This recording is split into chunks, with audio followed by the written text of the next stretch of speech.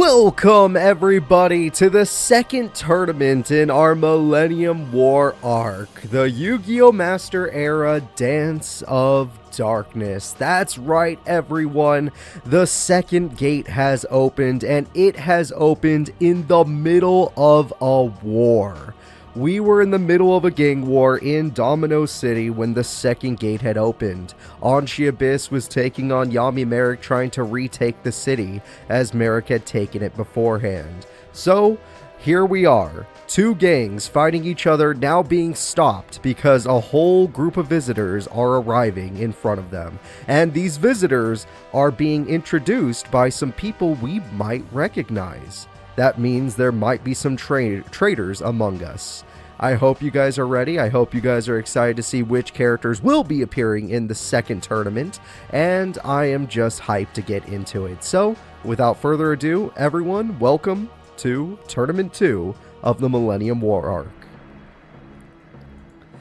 The first character we are going to be talking about is lost her Millennium item in a shadow game. The person that challenged her expected to receive the item as a prize, but it disappeared as soon as the duel was over. Has lost her mind. It has broken into shambles, and she is currently under the control of the person that defeated her. That is right everyone, Is had a shadow game against another Millennium item holder and lost. Instead of outright losing her necklace simply left her, and we as an audience already know where it ended up. So, is now working for the traitor, is a traitor and working for the visitors coming through the portal. So, let's see what she can do today. She is going to be a major threat as she can put up a fight in the underground with her new chaos monsters, and we're going to see if Is will give us the biggest trouble today. The next character we are going to be talking about is Kyler. Kyler is exhausted. The Abyss gang trying to take Domino back from Merrick caused some real damage. Now the gang war is on hold as a bunch of weirdos in cosplay are walking out of the portal. Yeah, the portal has a bunch of people coming out of it that look kind of strange. They're definitely people, but they're like, whoa, why are you wearing that, dude? It is literally 2000 and God knows what in this year. So here we are, Kyler. We're going to see what happens. We're going to see if you could put up a fight as the #1 duelist in Domino High, though that doesn't really mean much anymore. It meant something when Yugi was there. Maybe when Ricky and Christine were there, but not anymore. Still, good luck to you, Kyler. I hope you put up a fight today. The next character we are going to be talking about is Strings. The puppet, fully controlled by Merrick, was busy dueling Odelia when everything changed. Their fight was put on hold as a new enemy has entered the battlefield. Slifer will be an important factor in today's duels because Slifer still has its game-winning effect in action. Yes, Strings is fully under the control of Yami Merrick, 100% being used by the Rod. This is the special ability of the Millennium Rod, and we've been seeing this special ability for many tournaments now. With the power of the Rod, Merrick has full control and can duel as other people, using his own cards in their decks. In this case, he's using Slifer and Strings' deck and putting people down with the power of the Sky Dragon. Let's see if you can win any matches with that attack today, or if you'll have to win the normal way. Either way, Strings was a major threat in a couple tournaments, and other tournaments he completely flops. So we'll see what happens. The next character we're going to be talking about is Grandpa! Grandpa hates all the fighting that happens in Domino from time to time. He wishes his grandson would come home and tell everyone to quiet down. Now he has to deal with invaders for the second time. This is not the first time Domino has been invaded, though this time it is problematic because there was already a bunch of crap going on during the gang war. So, Grandpa, who's just trying to protect his shop, wishes Yugi would come home from wherever he is, and is going to have to do his very best with his old school deck. The next character we are going to be talking about is a character that she did go missing for a little bit in our story. And her name is Sarah Taker! Sarah has lost her Millennium item in a shadow game. Though her item has left her, the power of the Egyptian gods has kept her spirit intact. The shadow game sadly has left her mind in pieces, and she is being controlled by somebody. Yes, Sarah Taker was found by the person hunting the Millennium items, the one who called upon this army today. But when she lost her duel, obviously her Millennium item was lost as well. Because of this, Sarah Taker is going to have to do her very best today for the villains, if you even see them as villains. Some people are like, no, I like those guys.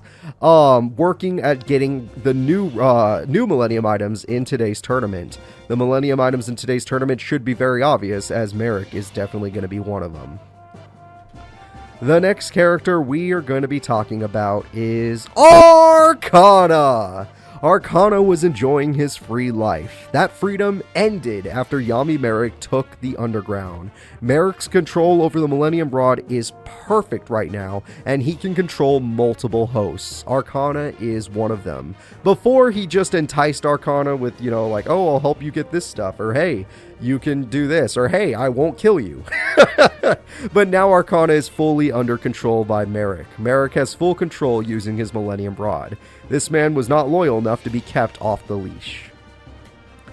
The next character we are going to be talking about is the once ruler of Domino City, the man who kept everyone in check and kept everyone safe. That's right, everyone, we're talking about gang leader Anchi Abyss. Anchi is pissed. His brother Max foolishly attacked Yami Merrick trying to reclaim Domino and got majorly injured. That sparked another war that got interrupted by a portal opening in Domino. Yes, the gang war that started this time around was not by Anchi Abyss himself. His younger brother Max attacked Yami Merrick and was heavily injured in that battle. Because of this, Anchi tried to get revenge for his brother Max, even if his brother did make the stupid play of thinking that he could take on Merrick. I don't think Max's heralds are going to do a damn thing against Merrick's freaking winged dragon of Ra. You can't negate a god. I mean, you probably could, but screw it. Let's pretend you can't. Anchi Abyss is going to be fighting today. His Dark Arm Dragon is still a major threat when he pulls it off, and his deck has been improved to make that happen more often. Either way, we'll see if he can do this for the Resistance today, which is basically everyone that's not a visitor. No one coming through the portal, and no one supporting the people coming through the portal. But even if he wins, if he does win today, he can take back Domino from Merrick. So we'll see if that happens. The next character we are going to be talking about is a nice character that happens to work at a diner in Domino. And her name is Callie Foss. Callie has been receiving lots of gifts as of late. These gifts are in the form of new cards. She stayed at the diner during the gang war, but now she has decided to join the fight with all these weirdos around. Yeah, she takes no sides when the gang wars are going on. All she cares about is feeding and giving people drinks at her diner that she works at. But she has been receiving very powerful gifts from certain people that you guys probably already know and can already guess. So she's going to use those cards today to help out against the visitors, the people coming from the portal. Because even though she doesn't take any sides when it comes to the gang war, people screaming because a giant portal has opened up and people are walking through it and attacking the city, that's actually going to be her problem. So we haven't seen Callie duel since freaking like Domino High, or way back when, the Domino arc. But here we are today in our Millennium War arc with Callie and her new deck. The next character we are going to be talking about is a character that went to school with Callie, and her name is Odelia Sparks! Odelia was in a brutal fight with the Rare Hunters. The fight was started when Anchi's brother Max tried to fight Merrick for control of Domino. That fight never concluded, as she is now busy with tons of strangers. Yes, She is in war with a bunch of people, but she had to stop that war the second the portal opened up. Odelia Sparks is a low-ranking pro that does have very, very weird fire monsters, just the most basic of the basic cards. And for some reason, she gets top 2, top 4, top 8 in a lot of our tournaments. It doesn't make logical sense. She just somehow gets people down to 8,000. She makes your life points go down. I don't get it either. I've seen her win, and her boss is goddamn Flame Cerberus. It's just weird. Either way, good luck to you, Odelia. I hope you could put up a fight today. The last time you were in a tournament, you didn't lose until you ran into the Rose Duelist, so maybe you can knock out these visitors. The next character we are going to be talking about is a character most of you do enjoy, but most of you are not going to be happy about right now. And her name is Anka D, a traitor. The person Anka met snooping around the underground has made his move. While he has his eyes on a particular Millennium item, Anka has promised him she could take the rod from Merrick. Yes, everyone, the person that has attacked the Millennium item holders like Is and Sarah Taker has made an alliance with Anka D. They met each other in the underground when they were scoping out Is. So, Anka D, now that they've made their move, has said, hey, I'll take care of Merrick.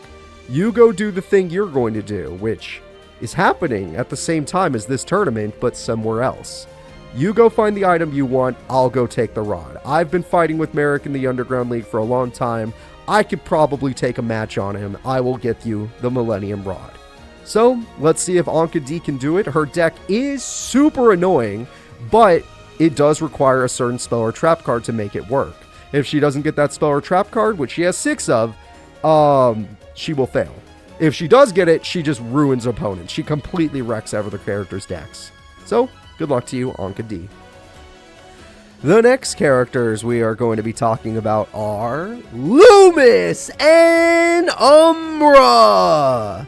When Loomis and Umbra felt Yami Merrick's presence return, they immediately rejoined his rare hunters. They took Domino over for Merrick and were fighting the Abyss Gang today when the portal opened. Yes, these are two people that are actually loyal to Merrick. These characters do not need the Millennium Rod to control them, but that doesn't mean Merrick won't use it if they get, any ideas. So Loomis and Umbra of free will are working for Yami Merrick yet again and are going to do their best to not only knock out the Abyss Gang, but knock out any visitors that get in their way or traitors that are helping out the visitors. The next character we are going to be talking about is the first visitor we have today coming out of the portal. Everyone say hello to Noble Eidos. Eidos is one of the most hated nobles among the villagers and servants. Eidos is quite bad at controlling dual monster cards, but was granted a deck due to their loyalty to the High Mages. Yeah, Eidos, just by his family and his bloodline, was given a deck by the High Mages. He is not very good at using dual monster cards, but he is still here today doing whatever the High Mages tell him to do. And they are telling him, scour the city, burn everything, and find the Millennium items. So Eidos, let's see if you can do just that today, or if your lack of dueling skills will get in the way. Luckily, just because he's bad at dueling doesn't mean that his deck sucks. His deck is probably pretty good, so he can always just use the fact that his cards are busted to win duels. The next character we are going to be talking about is Seeker! Seeker's loyalty to the rare hunters was always in question. Yami Merrick now puppets him around. With Merrick in control, maybe he will be able to summon Exodia multiple times. That's right, everyone. Banned Deck Seeker is back. Mr. Triple Exodia with triple Pot of Greed, triple Grace with Charity, triple Upstart Goblin, triple Reckless Greed. You know what I'm talking about. Triple of everything is coming here today to try and win the tournament. He is fully under the control of Yami Merrick and will be used to try and defeat everyone that gets in their way. Let's see what Seeker can do. The next character we are going to be talking about is Servant Fizdiz. Fizdiz is a lowly servant in service of the nobles of Egypt. She had the potential to command duel monsters and was brought here to help take the golden items. She dislikes the cards she uses. In fact, she is so grossed out and the duel monster cards irk her. They feel cursed to her in her hands.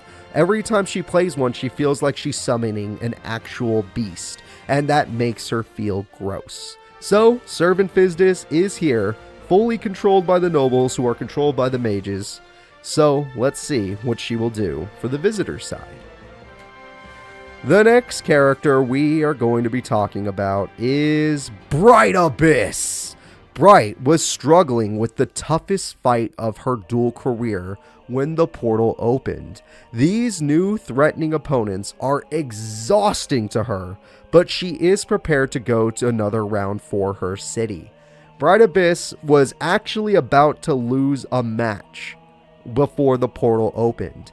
Luckily for her, the match was stopped. It was concluded by the fact that the portal opened and they had to just say, well, hold on, this is going to be a bigger issue. So, Bright Abyss is still ready to fight, even though she is kind of exhausted. We'll see how she does, as her fire deck is a little more complicated than Odelia's, but she doesn't seem to use it as well. So, good luck to you, Bright.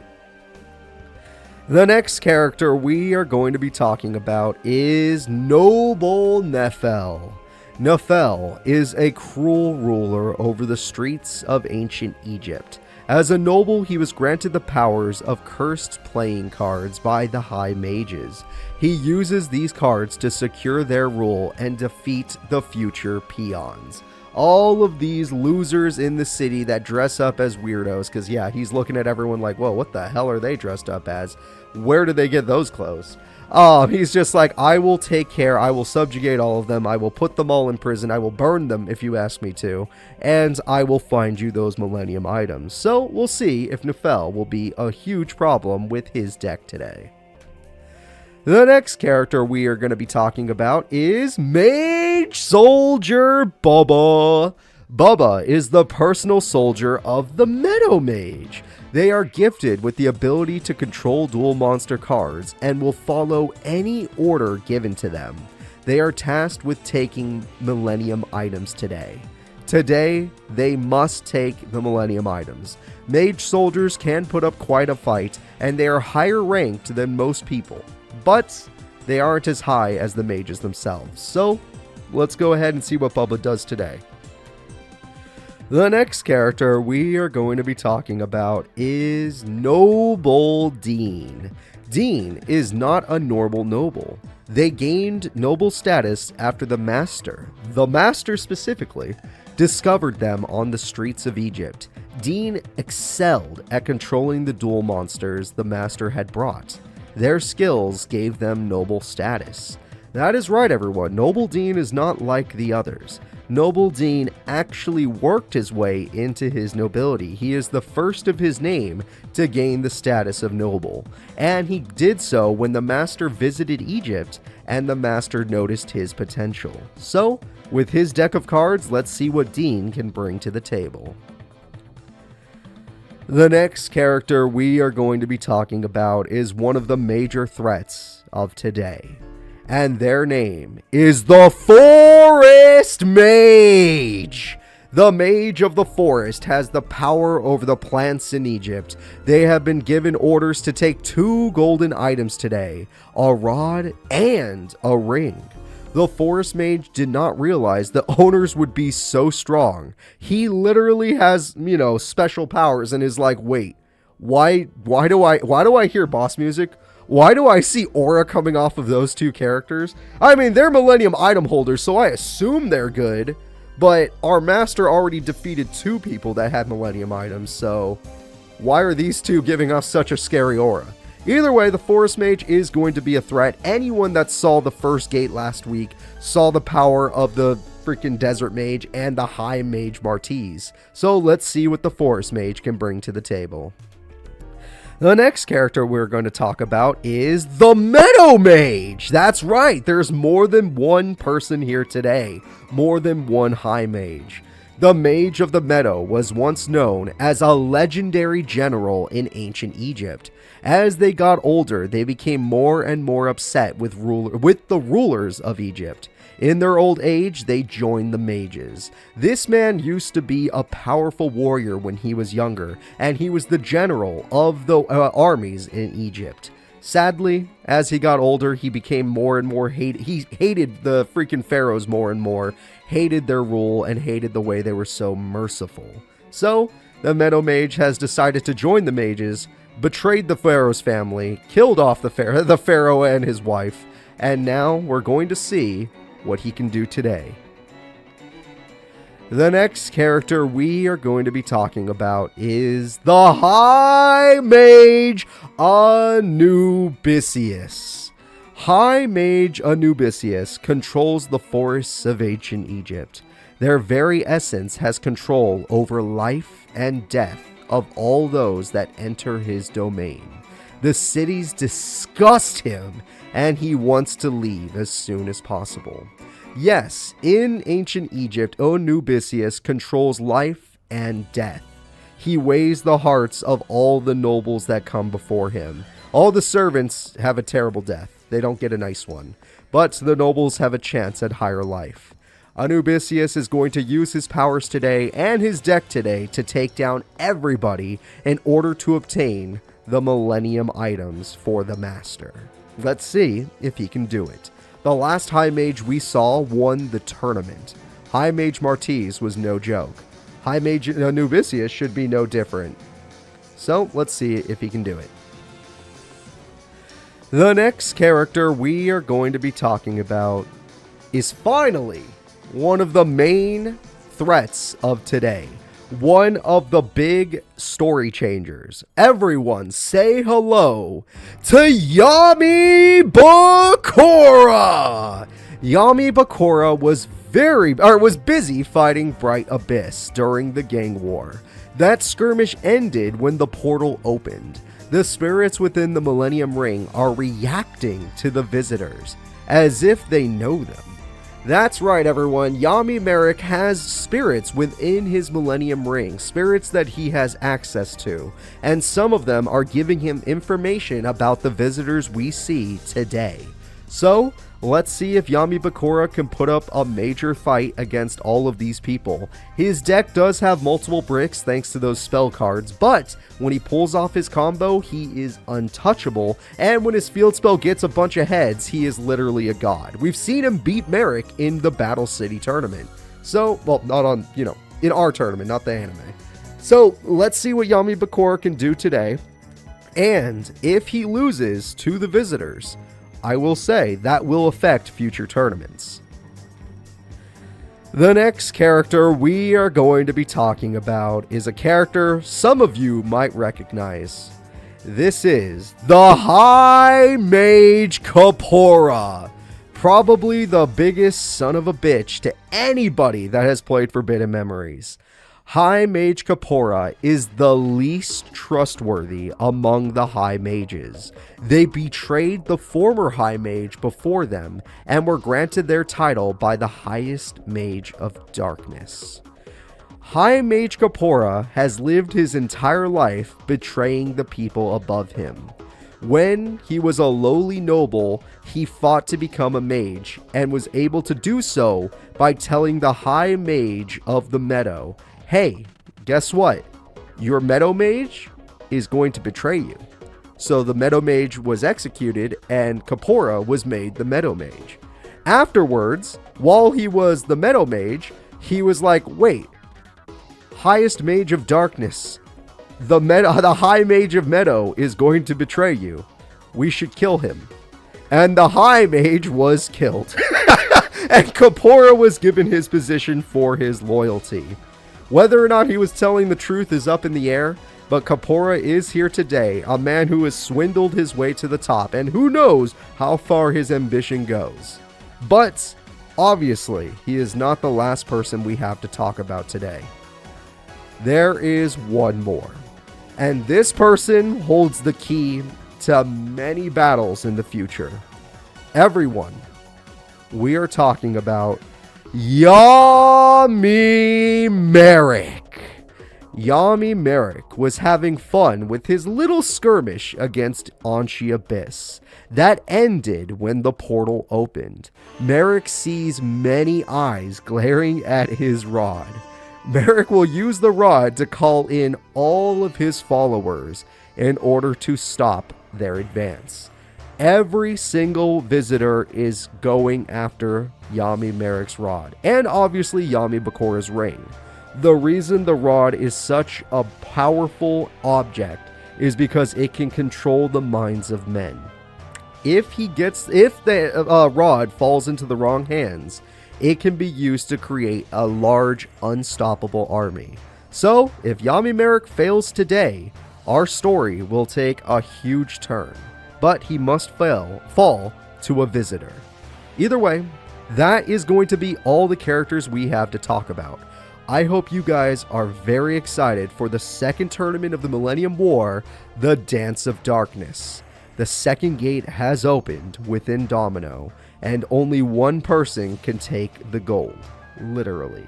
So, let's see what happens. If Anshi Abyss wins or any of his people win, they take back Domino and the visitors get fought back. If Yami Merrick, Yami Bakura, or anyone under their control wins, the Millennium items are protected, and we'll go with the story that goes with that. If the visitors win today, much like they won last week, things will happen in the future tournaments. Things will be affected. So, without further ado, I'll see you all live.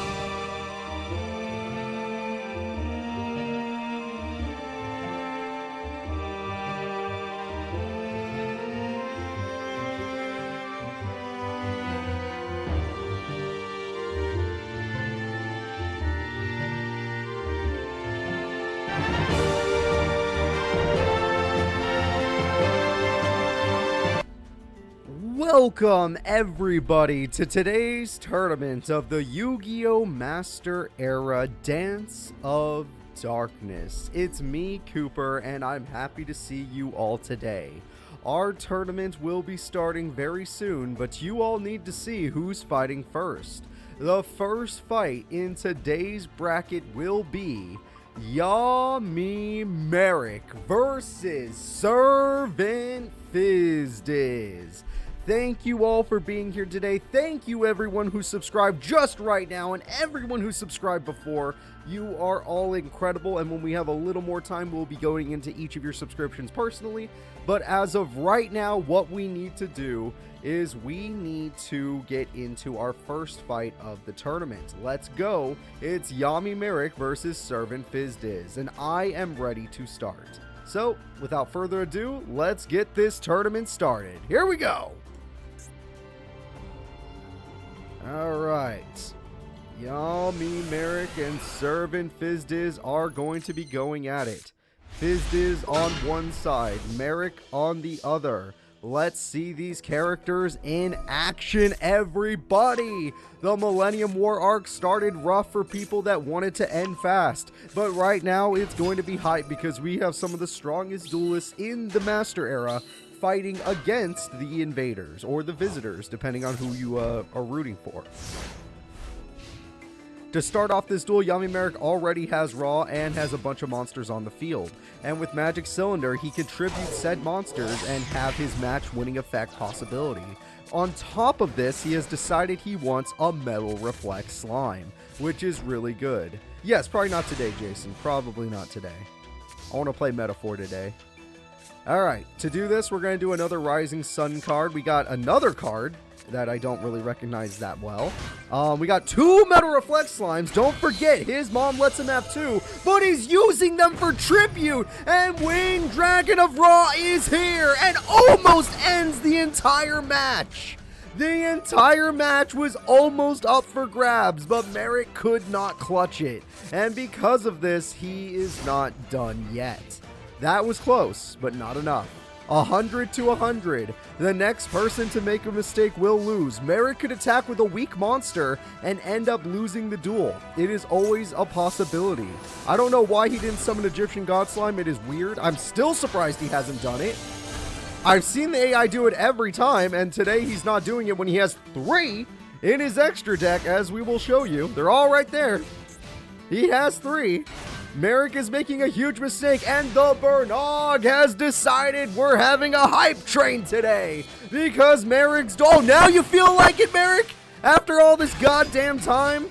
Here we go. New Doria is in. Raw is in. And because he is not ending the duel with Raw... Oh, he's not ending the duel at all. Monster Reborn comes through. Alright, Monster Reborn steals a Hecatrice. He could still win this duel with Raw. If he wins it with Raw, the match will end. He probably just threw duel number 1. That's what I'm seeing too. Yuragito could try to help if it heals him. It is going to heal him. That is very lucky. Once again, why are you not... Okay, now, all of a sudden, you feel like attacking when he can play into... She can play in defense mode? Merrick is throwing today. Merrick is throwing. Literally, Fizdiz just needs to draw 1 burn card. Well, actually, it's 1,100 life points now, but he needs 1 burn card. Or she needs 1 burn card. All right. The duel shall continue. A new trap has been found. Raw uses their effect to put them in critical range, and 2 Marshmallow tokens are here, or Marshpecan tokens are here. Merrick, you need everyone in attack mode, and you're not doing that. With Shining Angel's death, yep, they can't bring it back again, and everything is dead. Game-winning attack with the big attack, and it's over! The whole match just ended, everybody! Merrick decided to torture his opponent. He's really feeling himself today as if it did not matter. He's just like, this was fun. Get out of here. Get out of here, child. And there goes the attack. Squall with the massive gift subs coming through. We start the tournament with a game-ending effect, or a match-winning effect. Let's go ahead and let's get into the next tournament fight. The next fight in our tournament will be Arcana versus Odelia Sparks.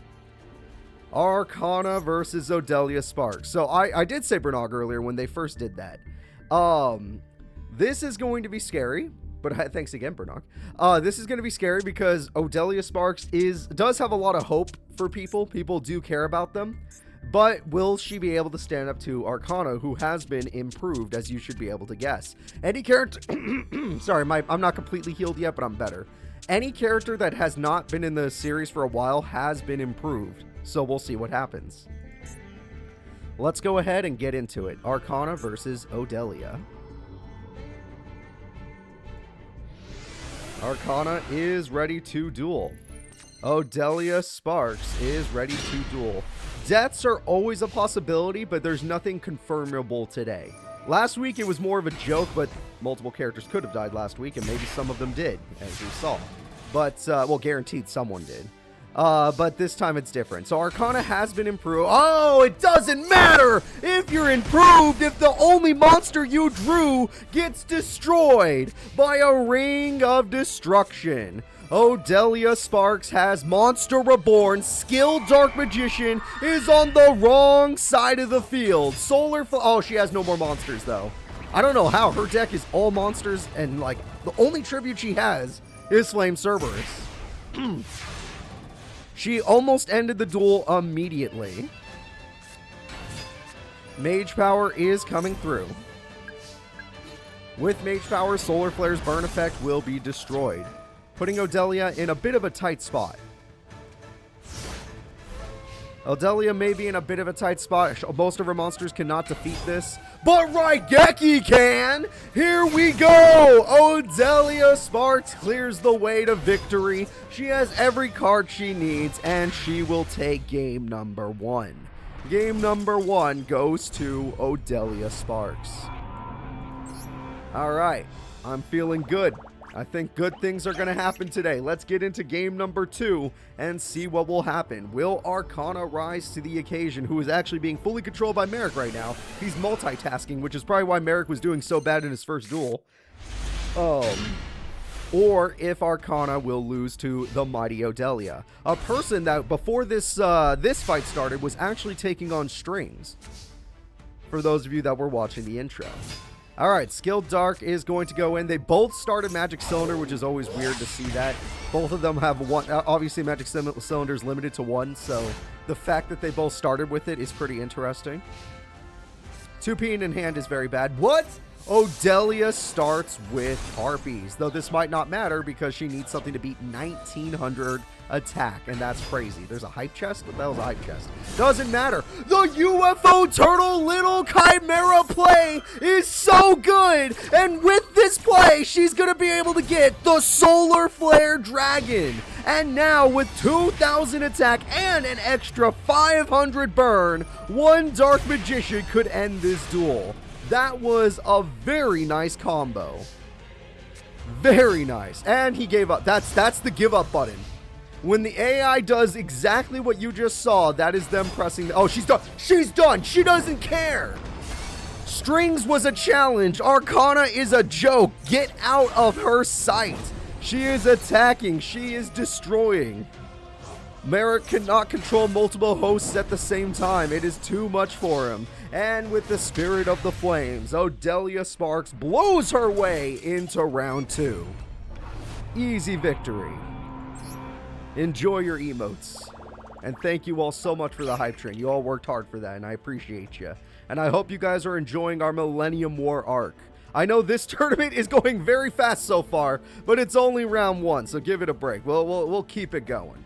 The next duel is going to be Callie Foss, a character who was given gifts by, well, it's not anonymous. You already know who's giving her gifts. And Noble Eidos. And those gifts were obviously new cards. So let's see what Callie can do. Let's see what Eidos can do. This is the first visitor to be dueling today, is Noble Eidos. Can the Diner Gal Callie handle him? Or will she fall?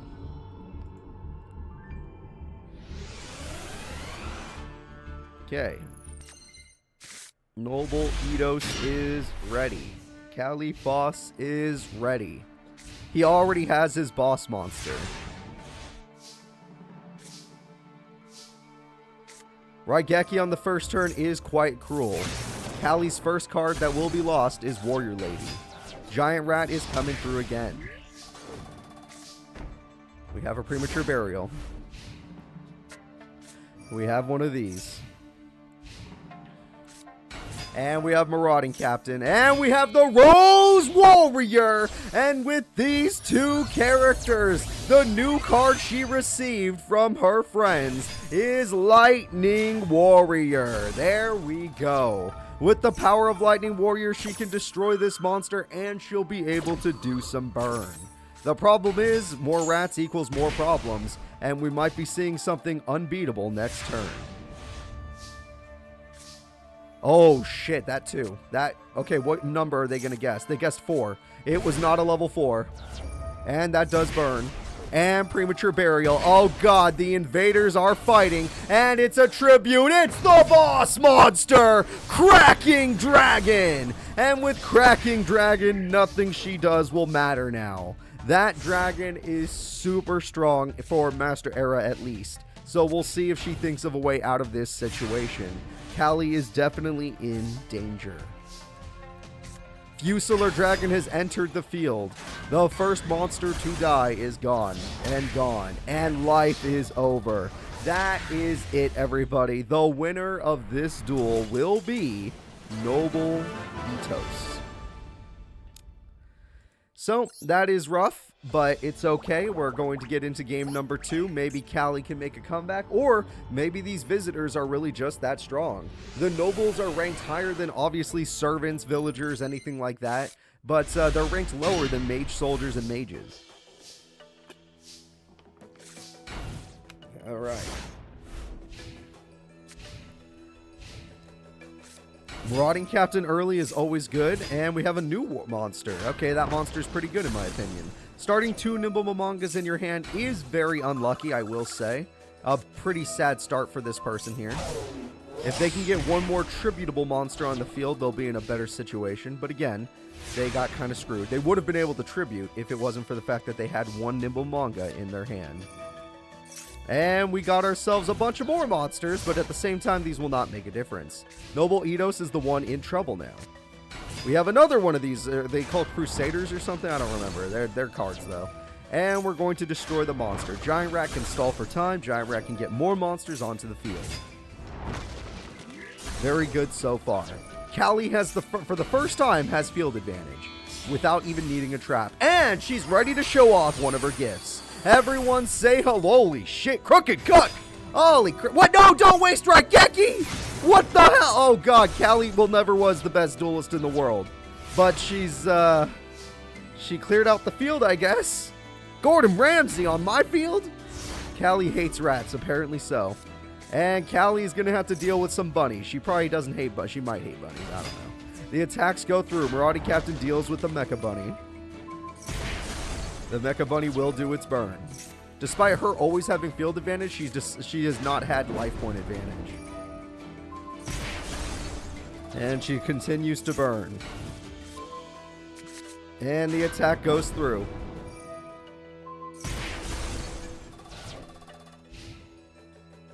That Dragon Key, that is pretty funny. That is pretty funny. And so is that Skyrus. I like that. It was raw, but don't spell raw that way. And we got another monster. This one just happens to do burn right back. Another Nimble Momonga will die. And finally, despite the fact that they've been healing the whole time, Noble Ethos will take some damage. Okay, Noble Ethos has taken damage, and Callie has a trap card. It has happened. Now let's see. Oh, Harpies and nothing. This guy can Fusilier set. Wait, what is this? And you don't even get your burn card anymore. Get out of here, you fraud. Alright, so no burn, no chance. Fusilier in attack mode, attacking a weak monster. Pitifully. This is looking really bad. I'm starting to think that our buddy Ethos is in a bit of trouble this time. Rhoda comes through. Rhoda gets Marauding Captain. Marauding Captain, let's get a card. And that gets us another monster. The Crooked Cook, Gordon Ramsay, has attacked, and every monster's attack will follow. The enemy lives with barely any life points left. And we have another XC. Someone was showering Callie with gifts, and this card is a little different than the ones we've seen before. With it, we have a special Oh! What a play! That was great! You're not getting another turn! No reasoning, no chance! Get out of here! Callie makes it happen. Callie brings the boom, and that's it. We're going into game number 3. It's always fun to see an AI make a nice play, but here we go. So, let's keep watching. Let's see. Oh, he got 2 Cracking Dragons this time. If he gets even one of those on the field, she will lose. Can the Noble be defeated by a lowly, I would say servant, but in this, oh my god, that's stupid. Oh, that's so dumb. That's a bad hand now. That is a bad hand, I will admit. Reasoning, you lost Monster Reborn. You gained a bunny. Enjoy your bunny. Oh, he's so screwed. He's so screwed. Yes. It's the waitress versus the noble from different time periods. Wow, you hate bunnies too, apparently. Raigeki has demanded your death, bunny. And two, oh my god, no way you're going to get 3 of those too. Attack goes through, attack goes through. I'm very excited to see what happens. With level 4 Exceed, she wants to have something good. It's the Crooked Cook. We're cooking with bunnies today. Heck yeah. RNG is on our side. The first noble who had a pretty powerful deck but got an unlucky hand. If it wasn't for this hand, you could have seen some crazy combos from this noble. Hell, the first duel was just an easy victory for him. But it looks like he got the worst hand possible, which means noble freaking Eidos might fall. Amazonas Archer is here and is going to do some damage. Alright, let's see what they can top deck. Maybe I was going to say maybe a trade-in, possibly. Maybe not. This is getting sad. Marauding Captain would make this worse. Oh my god. Oh my god. Dude is not even fair. Callie summons Invoker. Invoker is going to give you another monster. It's the archers. And they're not using it for archery. They're using it for damage. The cook returns. Everyone get your spaghetti. Here we go. It's victory time. Callie takes down one of the visitors. The noble falls to a waitress. That's freaking awesome. Okay, Callie can fight today. Callie can fight. It's good to see that. Now let's keep it going.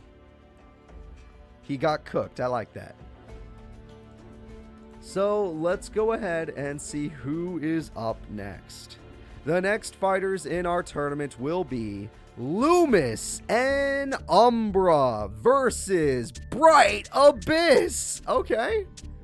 Bright Abyss is already a little exhausted from her last fight with freaking Yami Bakura, but we'll see if she can handle Loomis and Umbra. That shouldn't be as difficult.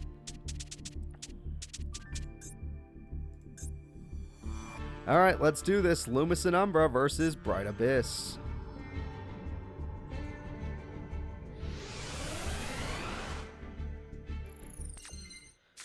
Both these characters are just about ready.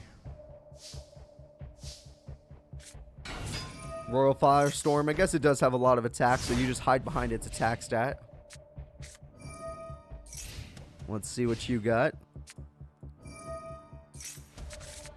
Manju, okay, Manju very early in the duel, but you'd have to have the ritual monster to make it worthwhile. He does have the ritual monster! Here we go! Everyone say hello to the mighty masked beast!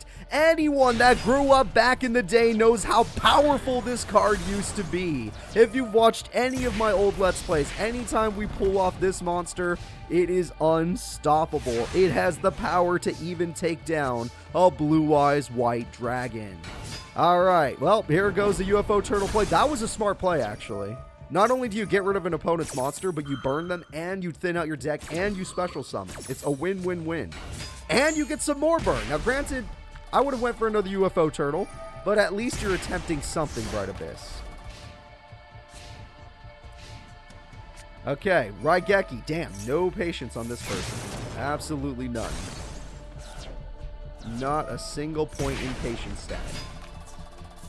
Nope. Go over here.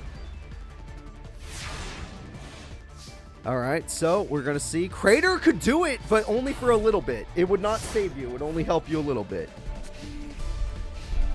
Oh, my kitty. Okay, come on. Come on. Hello there. Yes, I love you. Alright, what? He has 2? His mom lets him have 2 mass beasts?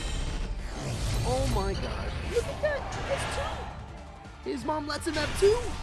Alright, we're going to go in for an attack, and now she gets to summon her old school boss monster. Sadly, this was only her boss monster during the Domino arc way back in Domino High, and it is the twin-headed fire dragon.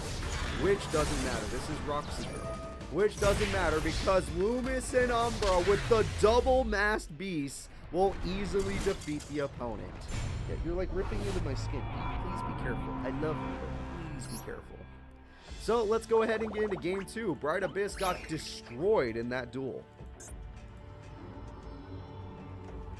We're gonna get some water.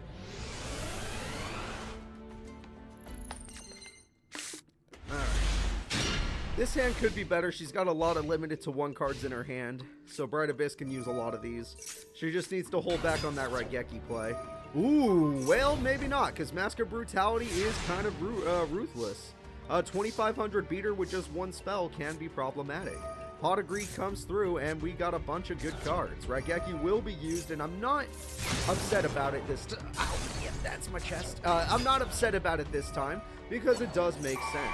And she has a monster immune to trap cards, so she doesn't need to worry about whatever trap he may have set, be it a Magic Cylinder, or Toriental Tribute, or one of the mass trap cards. All are possible. Backfire comes through. Yeah, that's a microphone. And shit.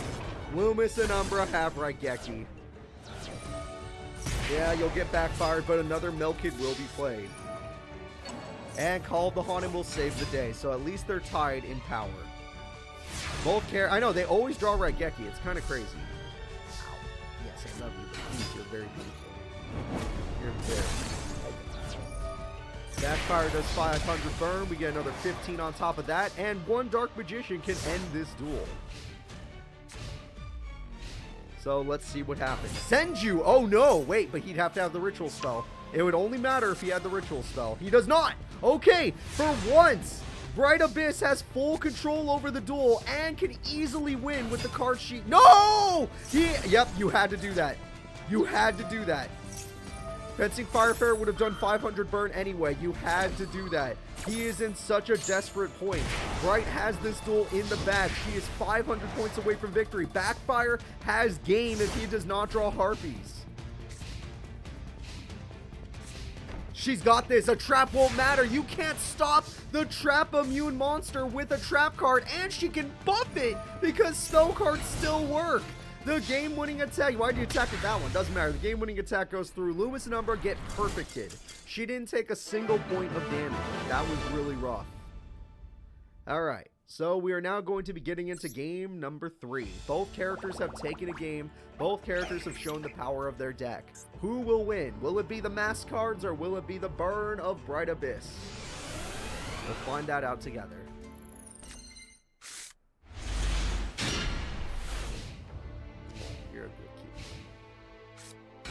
Another Melkid with another Mask of Brutality, but guess what? They started Raigeki again, because why not? Also Magic Cylinder, also Harp. Jesus Christ. You started everything, didn't you? Look at you. Harpies, Raigeki, Magic Cylinder, literally the best destruction hand possible. You just got Harpy Geki'd, and Field Spell, and 2,000 damage to your face, and a Magic Cylinder in weight. Bright Abyss is using cheat codes for sure. Loomis and Umbra, unless you get your ritual monster, you're going to be in trouble. Oh, you're in trouble. It is obvious to me and everyone watching. Alright, the crater's even strong thanks to the field spell. Melkid can't stand up to it, and the Flame Ruler takes another 2k from your life points. You're running out of life points, you're running out of time. You must pull off a play. Come on, Loomis and Umbra. Your first duel was so good. How are these other duels not going so well? Oh, it's over. Backfire, like, basically wants to guarantee this game. It's over. Grand Tiki Elder can't do it. It's gonna end this duel. Guys, it is over for sure. Backfire guarantees it. Harpies won't matter. Bright's gonna get a double perfect victory at this rate. That ended the duel. That's a funny way to end the duel. Alright, well, perfect victory from Bright twice, and that means the good guys are moving forward. I know this was kind of guaranteed that, you know, a non-visitor was moving forward, but endings matter. If Bright wins, that does make it Anshi Abyss's victory. Bright is part of the Abyss gang, obviously. So let's go ahead and see who's up next. Good job from Bright. I do owe her money. That was an exact victory. So with Bright Abyss moving forward, who's next in our tournament? The next fight in our tournament is Yami Bakura, and Bakura will be taking on one of the nobles. This is Noble Dean. Servant Fizdiz was defeated by Merrick. Noble Dean will be taking on Bakura.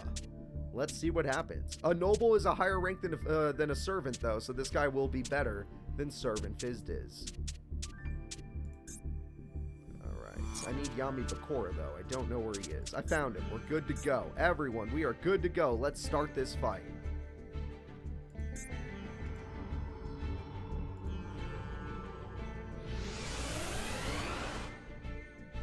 Yami Bakura is ready. The noblest of deans are ready. They did start double supply squad. That could be really good. But Bakura started with his field spell, which could also be really good. Alright, and if that trap card is what we think it is, Bakura has the perfect start. But that trap card has to be what we think it is. Supply squad comes through. Supply squad comes through. Flying Kamakiri comes out, and we have to flip the coin. Let's see. Heads already. Okay, a strong start from Bakura to get heads this this early on. And he has Destiny Board! Bakura could not have a better start right now. It's actually not possible. Holy crap.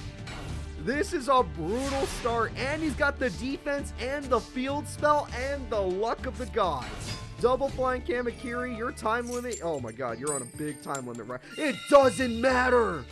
You can't get past the field spell. Sanctuary!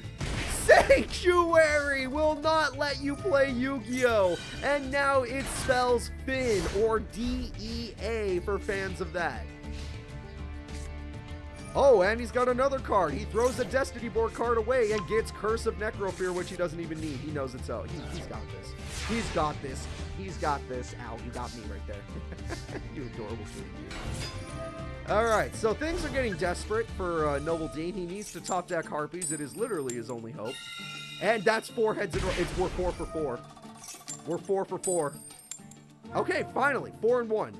4 and 1. Oh my god, that's brutal. That is so brutal, but Supply Squad could turn into a Harpies, which would change the entire duel. No. No. Okay, not yet. There is still time for Noble Dean. He gets one more top deck. We have already spelled Fina, or Deet. Yeah, or Deet. And they got a backup field spell in case you do pop it, but they can't, save their Destiny Board. It's gone. We're 1 letter away. They don't have enough damage. This is it. We're going to see it. Unless they accidentally destroy their own spells and traps somehow, we're going to see it. That's another heads. We have so many heads, I stopped counting. It's 5-1, I believe. 5-2. Wall of Illusion, the wall! This is one of our only good defensive duelists in Master Era, and we're spelling it out, everyone! The board is here. Let us go around and let us push it forward. We have the game. Amazing victory by our character Yami Bakura, but it's not a match-winning effect. We have to go into game 2. Let's go. Yeah, Dean struggled there because honestly, Dean wanted you to pop his monster or destroy his monsters by battle. You saw he had Howling Insect, Flying Kamakiris, and this is one of the only characters. Oh, there's the boss monster. This is one of the only characters in the Master Era that runs a defensive deck. Defensive decks are pretty rare. You'll see it like Panic runs one. God, who else runs a defensive deck? And no, we don't account Gong Strong. Yes, it has high defense, but that's actually just his attack stat. So yeah, it's hard to count that. And Wall of Illusion, once again, being a jerk. Deshoots Lu. Yep, you're right. Deshoots Lu. That guy is a defender.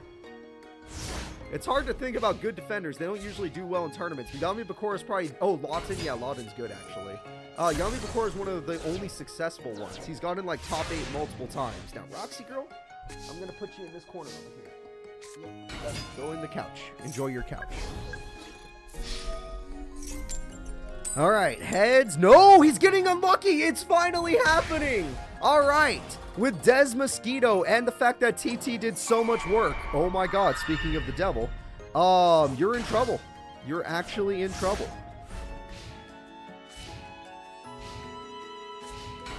He's going to need a big defender to stop Des Mosquito. Hopefully he got one. Unless he tributes, then it won't matter. He did not tribute, so he needs a big defender. The field spell also needs to kick in. It's failing this time. Okay, this time, there we go. It got a kick in. It's been a while. Oh, nope. It can't stop Mosquito. Oh, the Headless Knight. The ultimate monster. The monster that can defend everyone's life points. We're waiting on Destiny. Oh, man, you ruined it. You're like, oh, dear God. Oh, dear God, Merrick. That was, you know what would have been a good play? Attacking the Wall of Illusion. Then I would have understood. You were only going to benefit your opponent with the play you just made. Pinch Hopper's so smart. Oh, but they're not going to use Pinch Hopper. Never mind. I thought they were going to use it. Oh, maybe they are because they just got heads. All right, Flying Kamakiri, here we go. Oh, the bird is starting to work. The field spell's doing its job. Will Pinch Hopper die? Pinch Hopper does the play.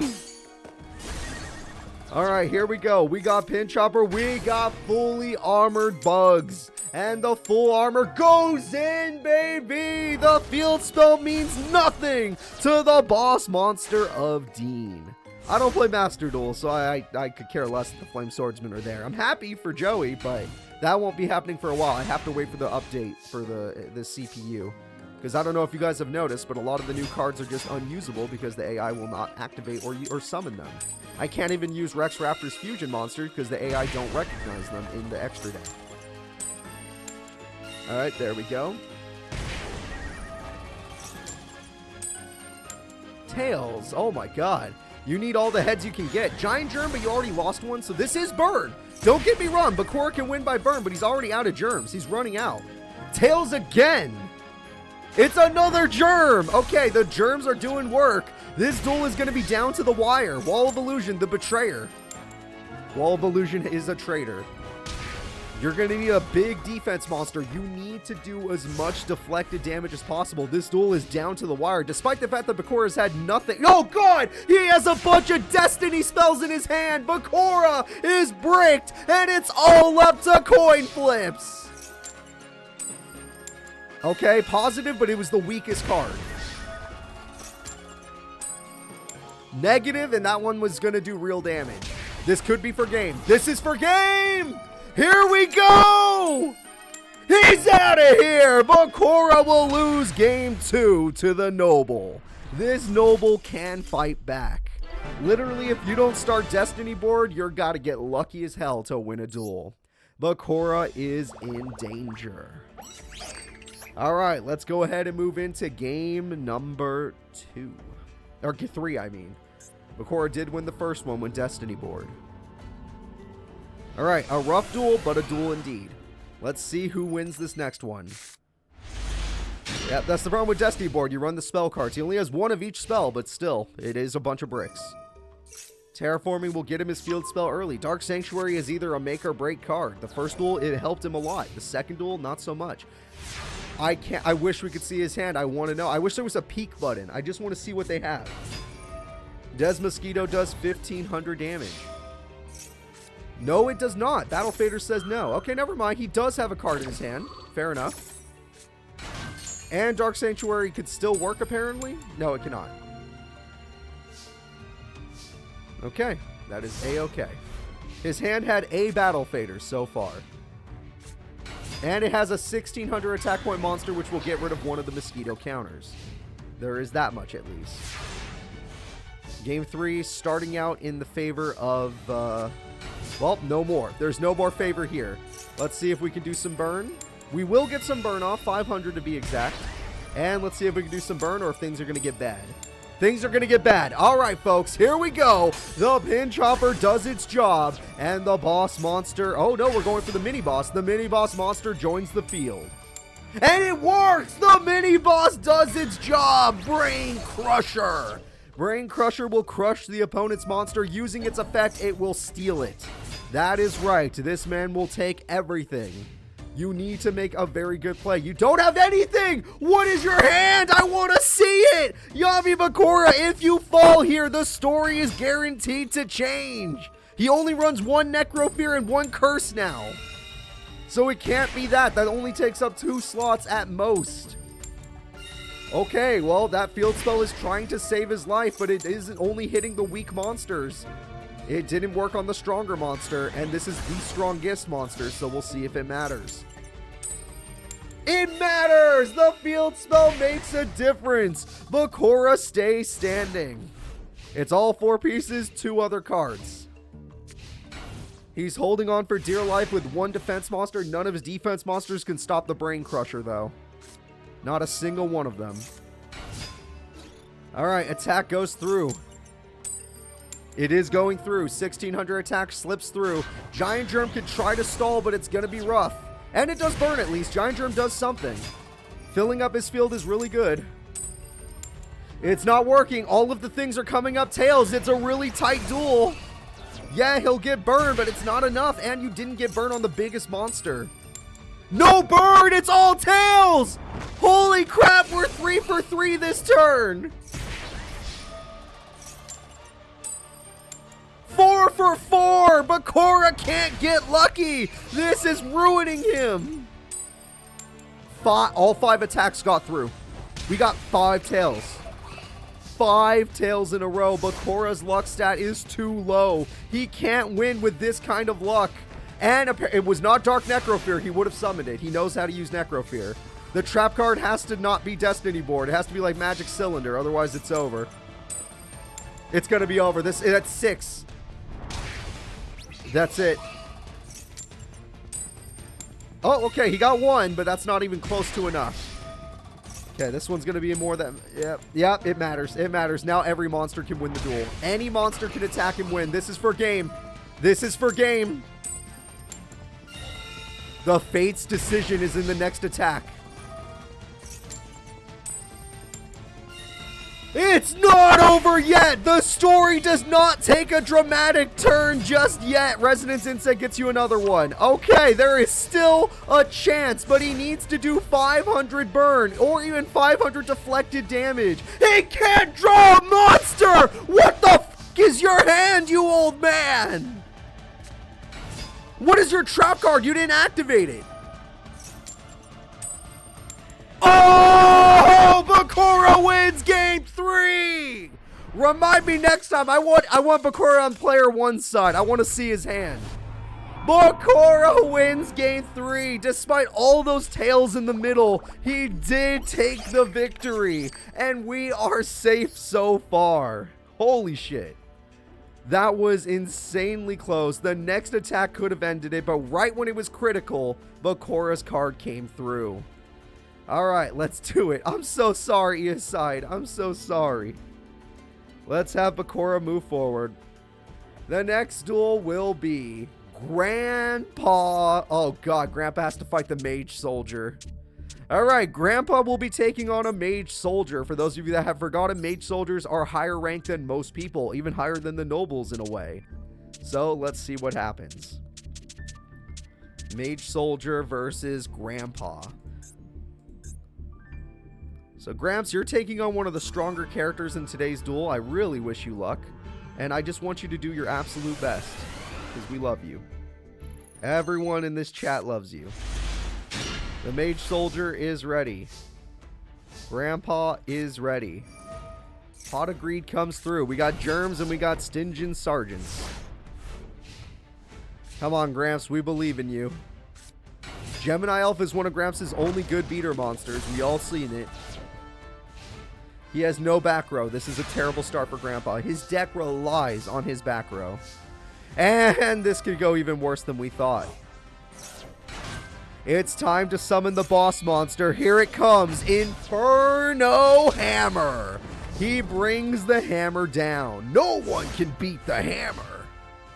Alright. Grandpa, use furniture. Believe me. No, why are you in attack mode? You're only giving him more monsters. I mean, granted, you would never, even your defense wasn't high enough, but still. Oh, there's a trap. Grandpa's baiting. Grandpa's baiting. That's why. Oh, God, we can see 2 Infernos. Okay, he's not going to go for 2. He has 4 Exodia pieces. That's why? Maybe. Attack goes through. He does not have a trap card. It was a lie. The trap is a lie. Your life points are a lie. You're gonna die. Yep, you're gonna die. You have 100 life points in a dream. Alright, Gramps, let's see what you got. For your final play, there's another spell or trap. Apparently, it could be a spell. I wish we could see his face down too. This is getting sad. That's 5 monsters and 1 giant. Okay, Waboku buys him a turn. Celtic Guardian! Whatever you do, don't attack.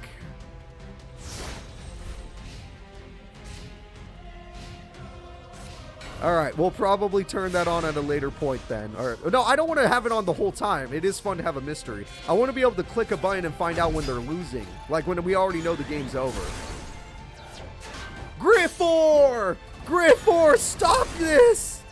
Game 1 goes to Mage Soldier Bubba. Grandpa's cards are struggling. Alright, here we go. We're going to get into game 2. We need to see if Grandpa could stop the Mage Soldier. It's going to take a lot to do so, though. Oh yeah, especially with that spell card in his hand. That's a really good start.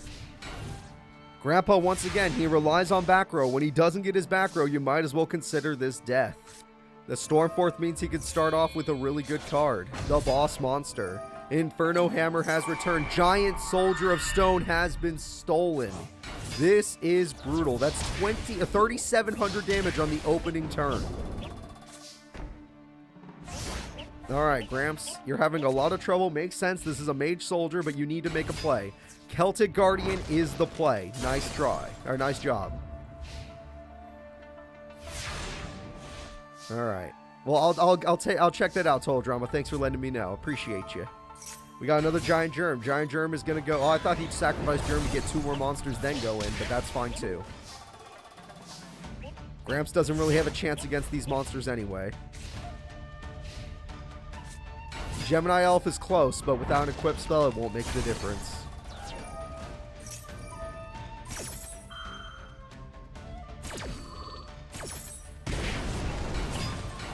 Callie winning is not a special ending. Callie winning is literally... Callie is in support of Domino itself, but she's not against Merrick. She won't stop Merrick from ruling the city or anything.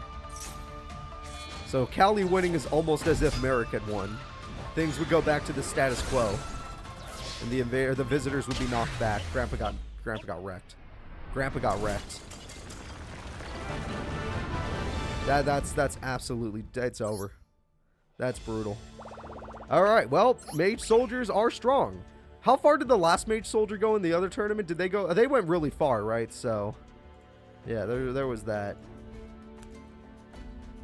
Let's go ahead and move Grandpa down and have Mage Soldier go forward.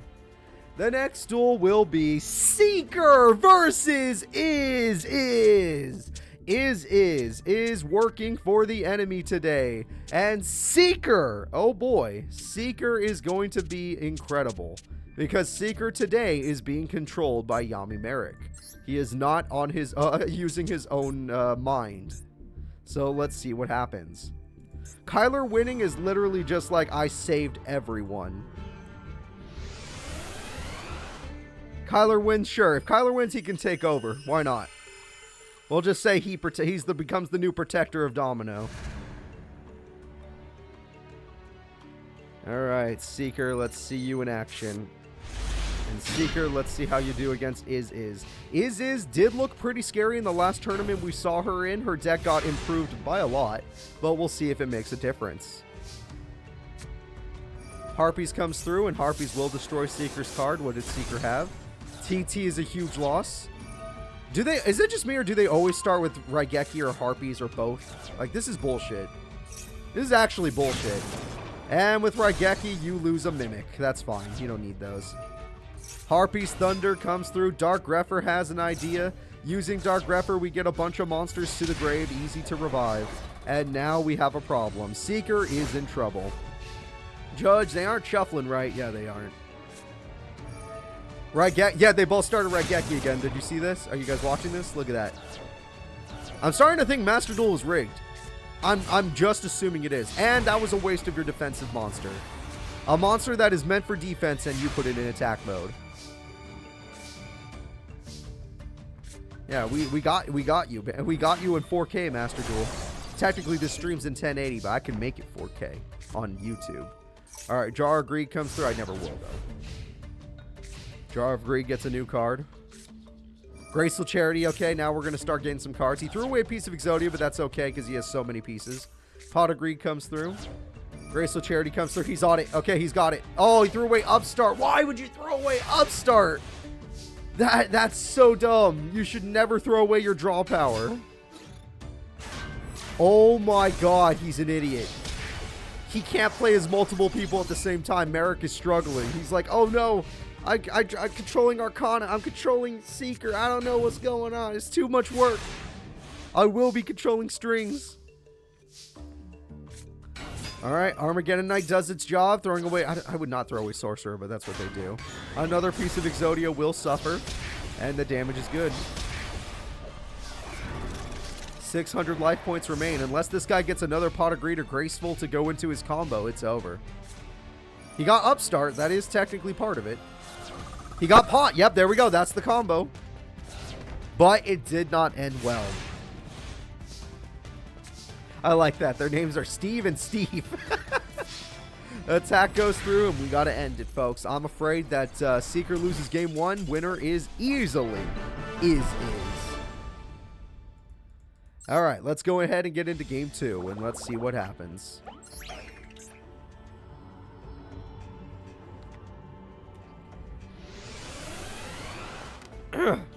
It's too late, Dragon King. I already had him set.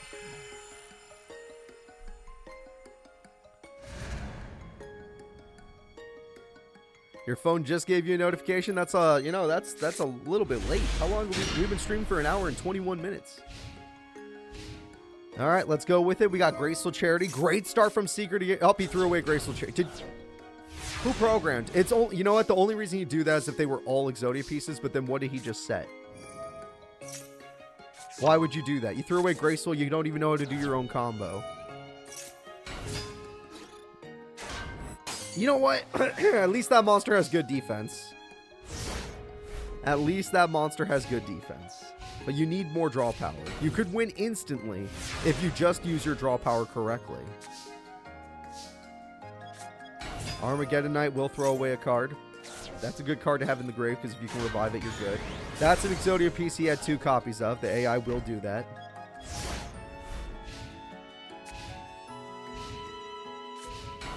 Okay, that was the newest card he just drew.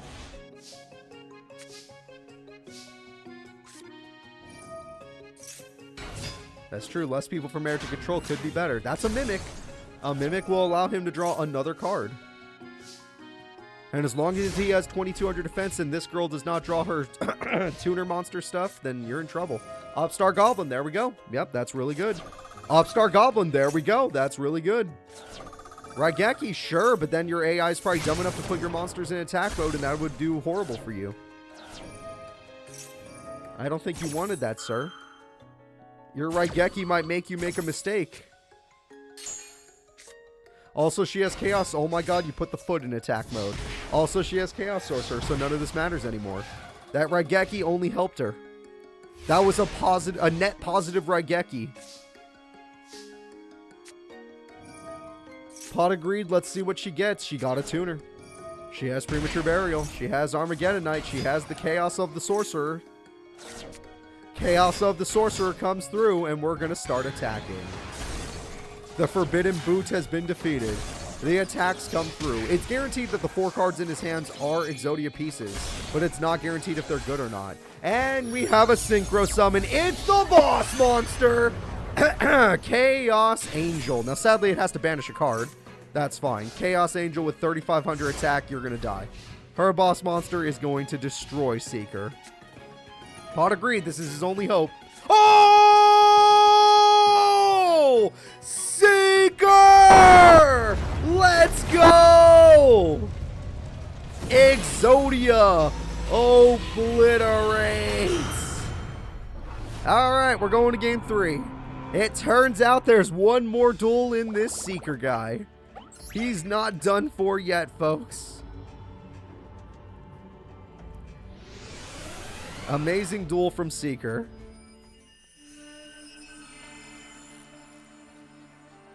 All right, heart of the cards. Let's see what happens.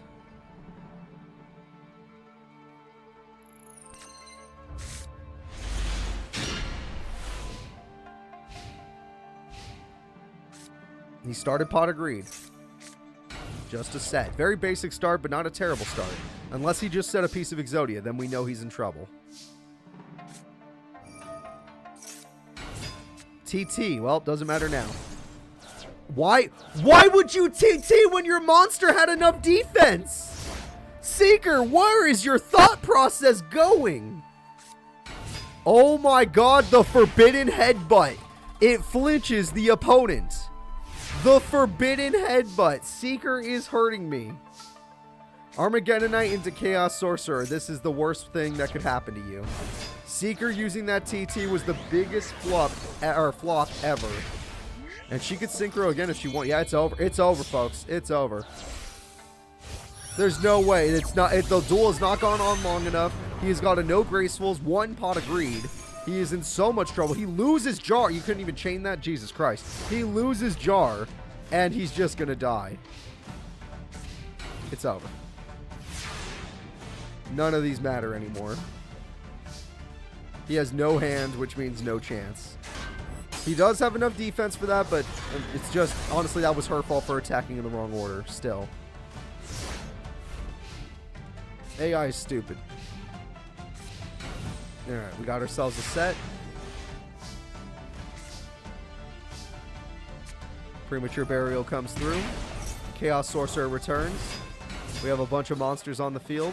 The Forbidden Kick is gone, and that is it. Seeker will be defeated. Guaranteed. Attack goes through. Attack goes through. Chaos Master. Angel, I mean. Go and get it. That is it, everyone. Seeker gets defeated by the former Millennium item holder, Is. Great job. This is the power of the Underground. Seeker was once in the Underground. He almost won an Underground tournament. He got like second, right? Or he did win a tournament. I just don't remember which one. Let's go ahead and let's see what happens next. Absolutely brutal for Exodia fans today. We got to see it once, though. At least we got to see it once. The next duel will be Anshi Abyss versus Sarah Taker, the other Millennium item holder. Anshi Abyss and Sarah Taker, this is going to be a very good duel. Now, Anshi has struggled from time to time, but we want to believe in him. Sarah Taker, we all know, is a good duelist and can be a problem. She was once top 10 in the Pro League with her Eldritch. So, let's do this.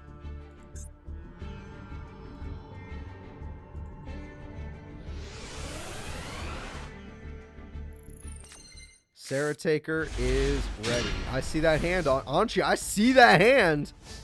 That is a very, very good hand for Anshi Abyss, because Dad is home. Dad's already here. Mystic Tomato will die, but that is only one.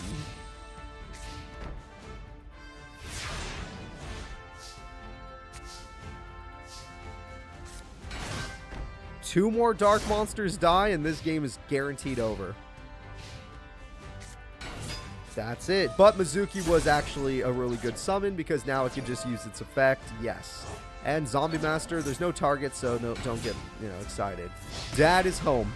Everyone, Dad is home. And his mom lets him have two dads. So let's see what happens. Hi, Dad. Hi, Dad. Pop effect. Get rid of the trap, probably. Pop effect. Get rid of the monster. Necrogardman in defense mode, most likely. Attack goes through. Attack goes through. That's 5,600 damage. That is brutal. Dark Arm Dragon is no freaking joke. And Mizuki comes through. Necrogardna wanted to die to give Dad more options. It's over, folks. It's over. What are you going to do now? We drew a card. Dark Refer doesn't even matter. You already have game. Throw away the Summoner Monk. Pop the monster. Attack with all the cards you have on field. Dad ends the duel easily. That was the luckiest hand ever. It was brutal. All right, let's get into game number 2. Anshi Abyss, great job.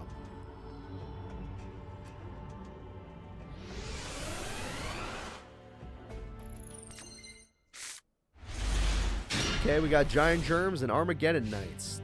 It's really good setup for getting Dark Monsters in the grave, but there's no Dad to be seen. Have a good day at work. I hope it goes well for you. And they started Harpy Geki again. I'm honestly, Master, we got you in 4K. We got you 100% in 4K. You actually are cheating. Your percentages are off. We see you. We see what you're doing. Alright, Zombie Master is going to use its effect. It brings back the Zombie Master. Zombie Master is good enough. Necro Gardener can only stop one attack, so that's nice. Supply Squad is good at least. And there it is. Everyone, patience has been, rewarded. Eldritch the Golden Lord is now on your field.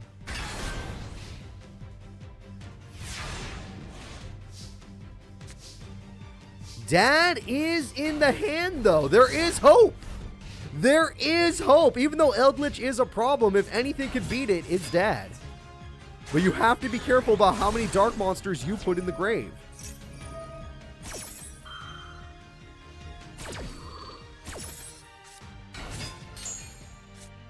One too many and you could be in trouble. That's already 3. Now that's 4. That's too many. Unless they get rid of them, they do it. Oh god, that's 5. That's 6. Okay, overkill.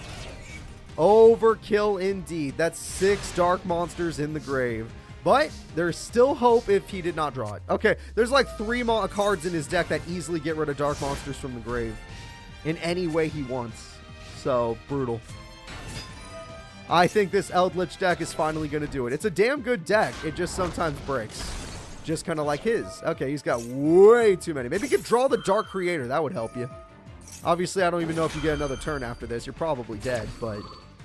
You know, if you get another turn, you just get the Dark Creator. You'll be fine. Not Rhoda. That would have been nice earlier, too, but it's too damn late for that. Too damn late. End the duel. Get him out there. Okay, game 2 goes to Sarah Taker, the former Millennium item holder. That's pretty brutal. We are now going to be going into game 3. This is it. This duel will determine who moves forward. Will the Anchi Abyss Gang, already lose their leader, Anchi? Odelia is still standing. She did amazing in her... Oh, look, Raigeki. She did amazing in her first duel. But will it matter? Summoner Monk uses its effect. By using its effect, it throws away Supply Squad and gets Dark Greffer. Dark Greffer uses their effect to throw away Giant Germ and Necro Gardener.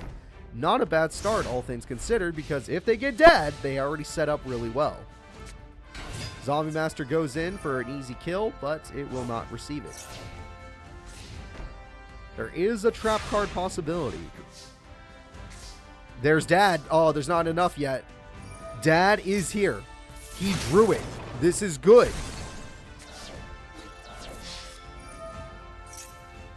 Okay, well, maybe that Raigeki should have been saved. That's all I'm saying. Okay, as long as you don't throw any more dark monsters away, you might still have too many in the ground. You think you're fine. Yeah, you're fine. This is 3 exactly. This is 3 exactly. I think Dad's gonna come home. Guys, I think Dad's coming home. Here we go. Dad's home! Prometheus! Oh, you wasted it. That's kind of a waste of putting dark monsters on Prometheus. I guess it's doable, but still. Yeah, Anchi wants 2 monsters dead, but that one of the monsters he killed literally benefits her. And Eldritch doesn't even need the benefit because it could just do this and have 3,500 attack and easily defeat Dad. Or Ill Bud gets summoned! Oh my god! The freaking Taker family's... Oh, their Gemini monster Ill Bud comes through. Eldritch the Dark Lord is here. And now it's only at 2,500 attack, but Ill Bud's strong enough. Dad is defeated. Ill Bud the Unstoppable has risen. Alright, well, Dad won't matter anymore. I believe Anchi Abyss is cooked. Both of the Millennium item former holders have won. They are both very strong. I swear, the traders are doing really good. I mean, think about it. Last week we had the Director, and he was a monster. But this does mean we're going into round 2 of our tournament, and round 2 is where all the strongest characters are lying. So, even though Dad did great in game 1, game 2 and 3 go to Sarah Taker. Dad is destroyed. So let's go ahead and let's see who's up next in our tournament. Round 2, things are going to get really rough, so get ready, because we haven't even seen the strongest of duelists in this tournament yet. Alright. The next duel will be Noble Nefel. And Noble Nefel will be taking on the might of Yami Merrick. Yami Merrick and the Noble are going to go at it, and we're going to see which one is truly stronger.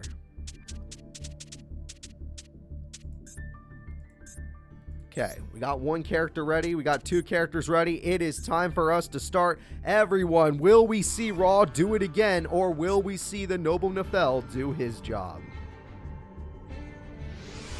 Nefel winning would be huge for his future. Taking the rod from Merrick.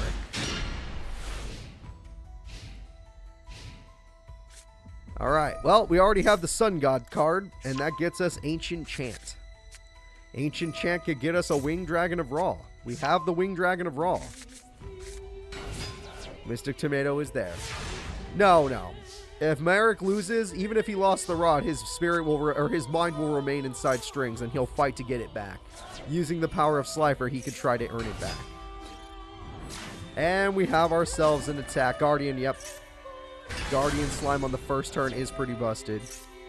New Doria on top of that, that's not bad. That is not bad. Oh god, yeah, this is really strong start. This is a really strong start. Well, if he throws away Raw, then maybe not. Oh, he had Divine. He had the Phoenix form in his hand. Oh shit. Oh god, he doesn't even need the. He doesn't even need the Egyptian God Slime. Here we go! The Winged Dragon of Ra! With 10,200 attack Blaze Cannon! Blowing away the competition. There was no chance. The Noble gets obliterated by Blaze Cannon. He got blown back. Merrick is in top 8. That took 0 seconds. That took 0 seconds. Squall with the gift subs! No one can stop Merrick today if he plays like that. Even though other characters are playing well today, you gotta remember, Merrick is the king of the underworld. Alright, Merrick shall move forward. The next duel is going to be the Meadow Mage. Okay. We're finally going to see a mage in action. Now, this is not a high mage, but all the mages themselves are strong. In fact, the mage of the desert last week got 4th place. So let's see what the Meadow Mage can do against Odelia freaking Sparks. Odelia Sparks, probably the strongest person that's fighting for the Abyss Gang today, is going to have to take on the Meadow Mage. Let's go.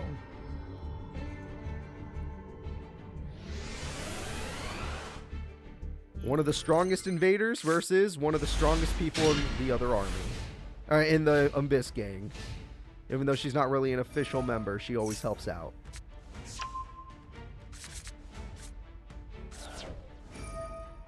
Odelia Sparks is ready.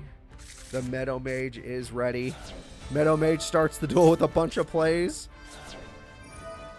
God damn that. Meadow Mage just had a lot to cook with, everybody.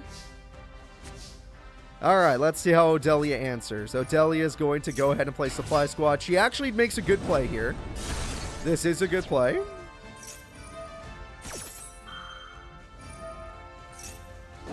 UFO Turtle. Both characters get a Supply Squad out of this. Solar Flare, if only she could protect it. That's a lucky top deck to get Fencing Fire Ferret. 500 burn to start the duel for Odelia.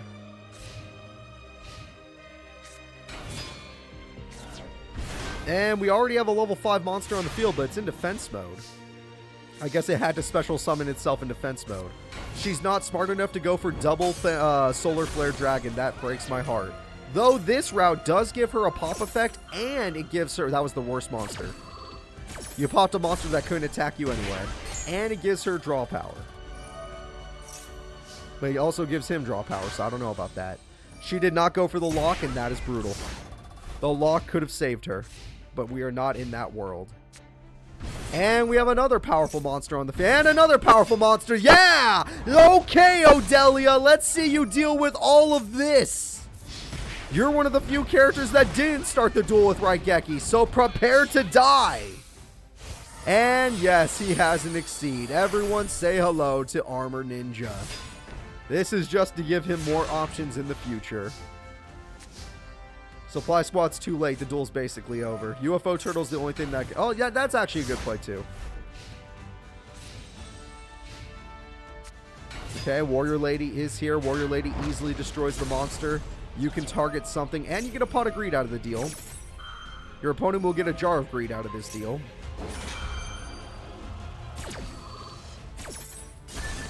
Okay. Pot of Greed gets you something that's way too late to the paw. Oh, she drew it. Okay, she drew it, but her life points are in critical state. There is a chance now. There is an actual... Oh my god, there's a slight chance. Unless he has Magic Cylinder, there is hope. If he has Magic Cylinder, then throw away all your hope. Solar Flare. Nope, it's over. She's left wide open. Oh, okay. Yeah, I see the trap cards, but will she play it because the AI's dumb sometimes? You say she has everything, but the AI's dumb sometimes. Pot of Greed. Dear God, Odelia! Okay. The monster has to be weak, whatever he summons. This might be too strong. Yeah, this might be too strong. Yeah, I think that's too strong, unless it's original attack. Blazing Mirror Force comes through. It is original attack. Holy crap. She's still in the duel because it's original attack. Oh my god, that was so close. It was so close to being over.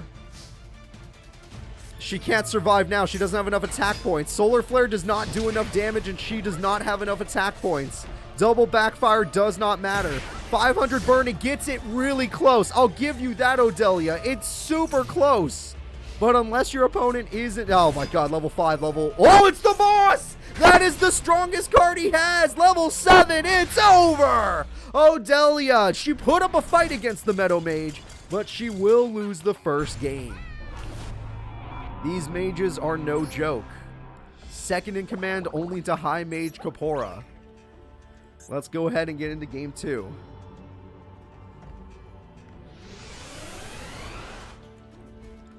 Odelia fought back, but it was a tough battle. Oh, there's the field spell. That could have helped. Not enough, but it would have been nice. Okay, she's starting with Flame Veil Dog. It does have a lot of attacks, so we'll see. Supply Squad early, yep. And they don't have any aggressive plays to start. She could go Little Chimera. I would recommend it. But we're going to go Fencing Fire Ferret. And that's the tribute effect. Yep, there goes your field spell. You still get 2 attacks off. That's the good news. Oh, maybe not. You do get 2 attacks off. It's just a shame that, you know, they got a monster to stop you. And they get to Jar of Greed. Okay. Interesting start, to say the least. I would not have used Spirit of the Flames aggressively like that. It's better, I mean, defensively like that. It's better as an aggressive play, not a defensive play. And this is one of the reasons why. If you summon Little Chimera, you got them. Okay, fair enough. She still has a way out of this. Here we go. The attack goes through, and he does get a Pot of Greed out of this, which is going to be crucial for his deck. But with Little Chimera, she's standing strong. Odelia's old school deck will always be one of the biggest anomalies of the Master era. I don't know why it's so consistent, but it works. It brings people down. Meadow Mage is one of the bigger threats today. Rhoda comes through. Photon Thrasher. Okay, there we go. And this card is all you really needed. And there's the boss. That's it. That's it. I'm calling it. Boss monster's coming out. She did not start the duel with Backfire. I'm calling game.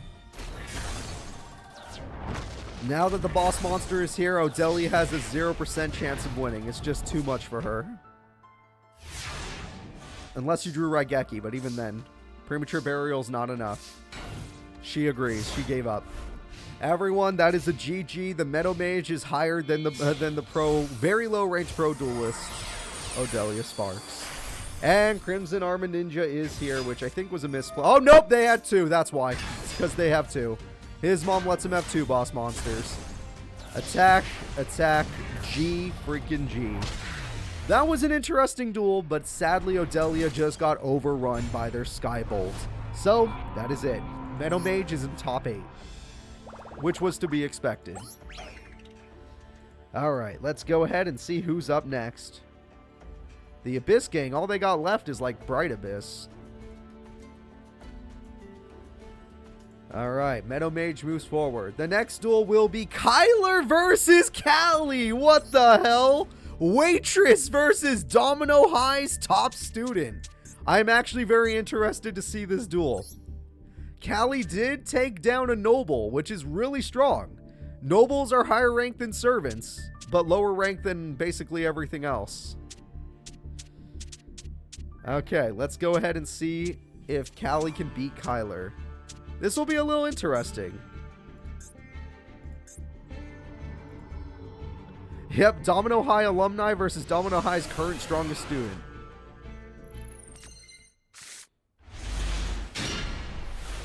Both characters look ready to duel. Oh, he has a really strong start. This is a really strong start for Kyler. It's even better. It's even better. Dear God. Advanced Ritual Art. Everyone say hello to Kyler Saphira, the Queen of Dragons. And now with Wildtail Dragon on the field, he has a 4K beater. It's Saphira, the Queen of Torment. But Hero Ring prevents it from attacking.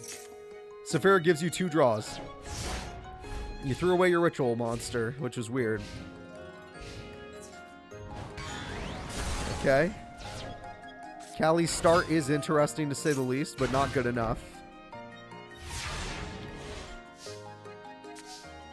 Senju is just going to thin out. Okay, this thins out the deck. They now only have Saphiras, but they put the ritual spell back in. Hero Ring Part 2, Electric Boogaloo. Senju is the only one that can defeat the Hero Ringed monsters. Callie is protected for now. Ritual Weapon Part 2, that's 5,500 attack! If it wasn't for Merrick's 10,200 attack stat, this would be impressive. And that's not good. Enough to stop him. Senju's in perfect position right now. This is it. This is game. This is already game. Kyler is the strongest student at Domino High for a reason. Look at this power. 5,500 attack to the face, and Callie has nothing. Alright, well, what will you do, Callie, with your final top deck? What could it possibly be? Oh, you at least get this card back. That's nice. Yeah, it's way too late for that. Alright, Callie, even though you could take down a Noble, apparently a Noble is lower ranked than the strongest duelist at Domino High and his Saphira. Saphira is going to go in with 5,500 damage. Game 1 goes to... What's his name again? Kyler. Trying to think about Kyler there. Kyler's in. Alright, let's go ahead and get into Game 2 and see what happens. Will Callie try to put up a fight? Is she not putting up a fight because she's like, wait, you're not one of those invaders. You're not one of those people that are looking all weird. You're just a Domino student. I used to go there.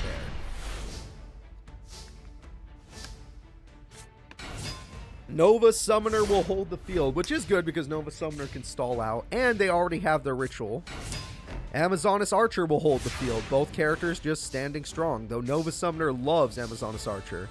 Senju will get you your ritual, and it's time. The time has come. Advanced Ritual Art. He got his boss monster, Saphira, the Queen of Dragons. Wildtail Dragon goes from a thunder monster into a dragon monster. And it's gone. Brutal. Amazing play by Callie. Amazing, getting rid of all that freaking support. Monster Reborn and Wattail Dragon is on the wrong side of the field. Oh no, Callie has control. She has Premature Burial. She has Oh, she only had Marauding Captain. Okay, if she had a combo on top of all of that, that would have been the most brutal turnaround ever. Amazon Archer, even though it doesn't end the duel, will go for 1200 burn, almost putting you down. Manju is not enough to end this duel. Senju with Manju, though, maybe. Okay, this might matter. This might matter. There might be a comeback coming. Supply Squad, here we go. Imagine if she had one more monster, she would have won the duel. If that Marauding Captain could have just special summoned the 1800 beater. Son of a bitch, he can do it. This boy can win. This boy can win. Rhoda, yep, it's probably going to end the duel. Amazonas Archer, you wish that would be the game-winning card, but it's actually... Whoa, he didn't TT! He didn't TT? He didn't TT? Callie wins. Callie wins because the enemy AI is an idiot. All right, we're going to game 3. Kyler or Callie, your choice. I have no clue why that happened. The AI really upsets me sometimes. I really wish it could do something, but no.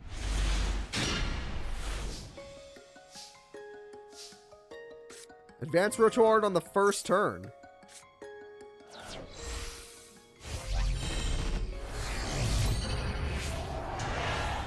That's a dumb reason when the other monster next to it was bigger than everything. Alright, Saphira draws 2 cards and throws away 1. That's pretty good to get Senju. Rhoda is here.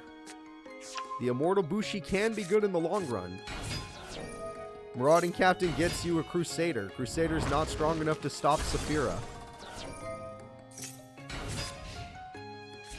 Okay, there is a trap card, but there's Harpies in hand, so we know what's about to happen. TT as well, but apparently he doesn't know how to use that card. Every other AI, for sure. That was a good play by Callie. All right. Really positive play right there.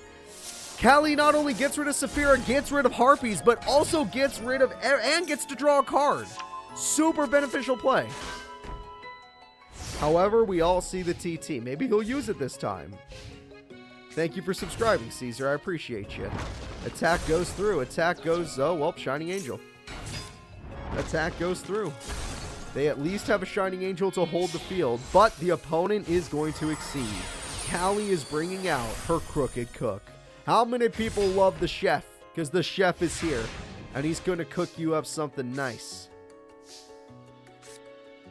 Premature Burial brings back Wattail Dragon, which beats the cook.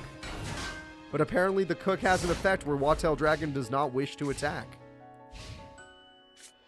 Callie gets Marauding Captain, and she gets another monster, and the cook has an effect. He gains 600 attack points, and Wattail Dragon falls to the Crooked Cook.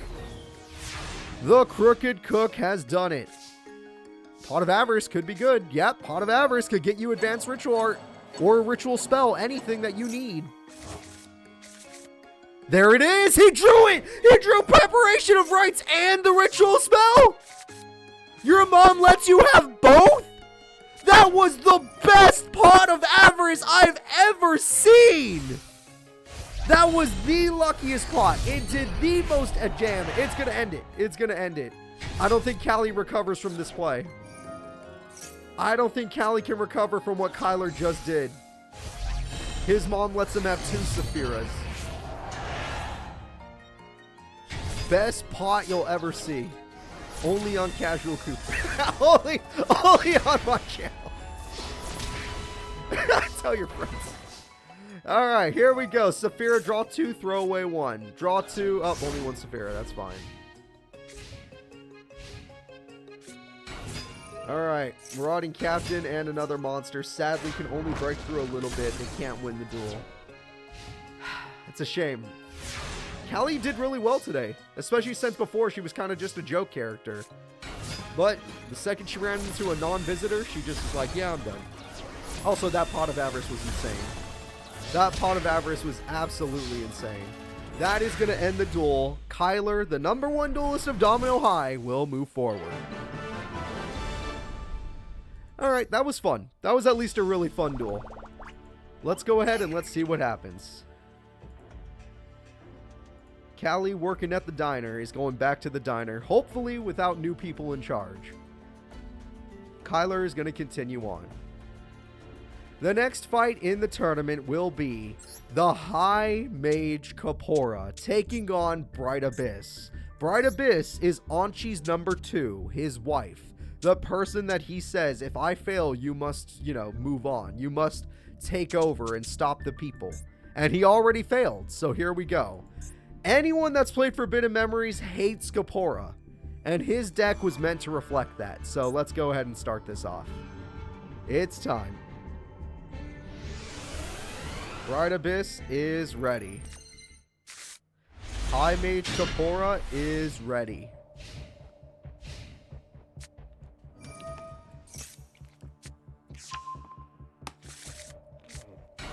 Alright, Kapora has begun.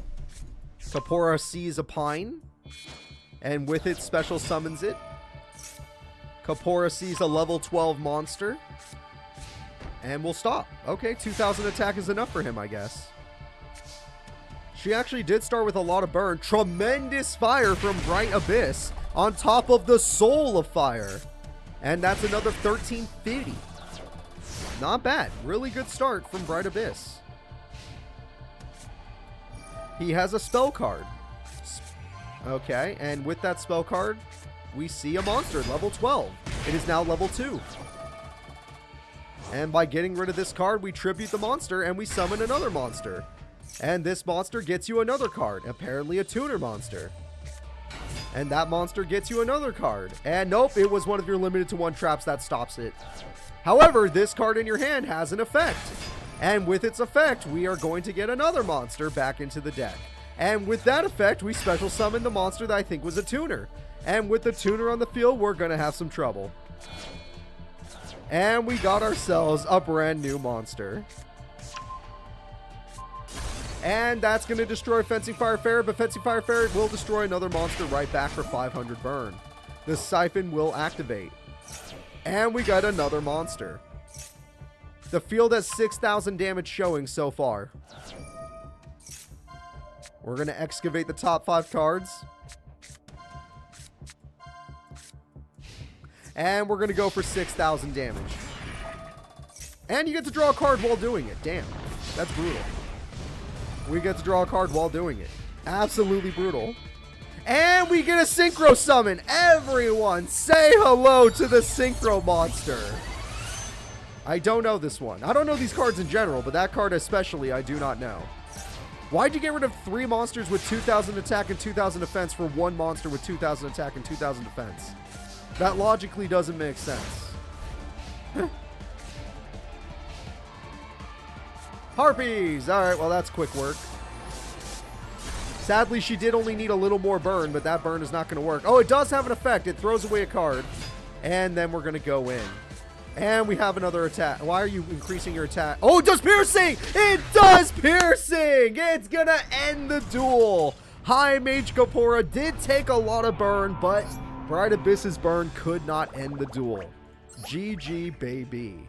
Let's get into game number 2. If you think this deck is broken, then you must have missed the Martise's deck from last week. We do have a card to increase our power this time, and with Soul of Fire, we can do a lot of burn. 1350 burn on the first turn. Not bad. Let's see how he answers to your starting turn. He's bricked. Very good start for her. She can do this. That's a big hand to be bricked with, but he's bricked apparently. 4,000 damage goes through. No traps can stop her. There is no traps that can stop her plays.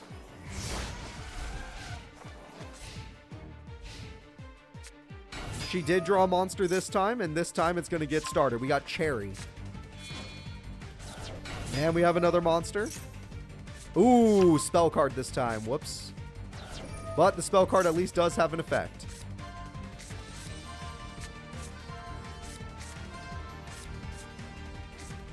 Super Koi Koi, of course. And we're going to get another monster, probably. Again, I don't know these cards, so we're just going to have to hope to God that we figure it out by the end of this tournament. All I know is they do this a lot. Hello, level 12 monster. Pops the field spell, apparently. She's running out of cards, but yeah, and he already has enough to defeat her monster. His life points may be low, but as long as he summons a bunch of monsters in one turn, then what's the point? And he did 1,000 burn to himself. That's actually a bad thing. Doing that 1,000 burn to himself, he can lose the duel. It's close.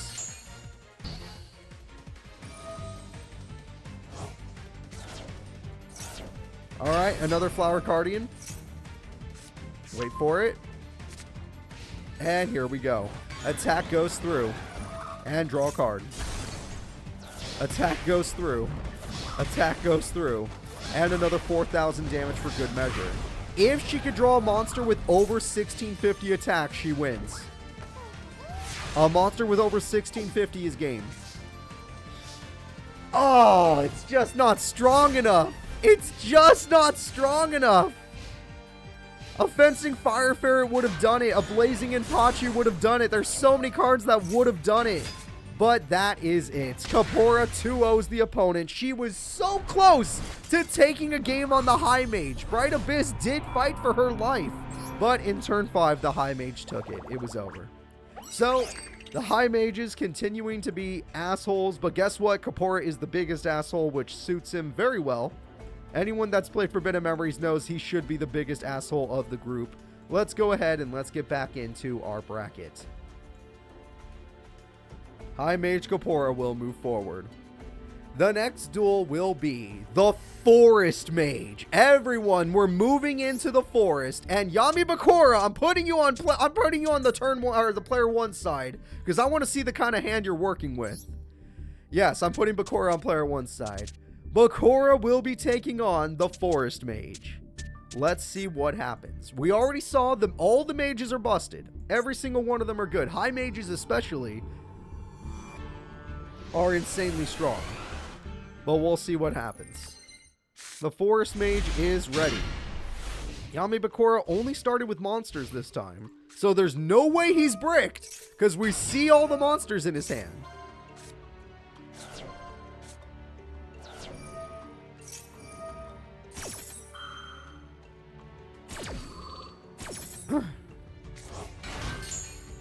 Seems like the Forest Mage is having a good start.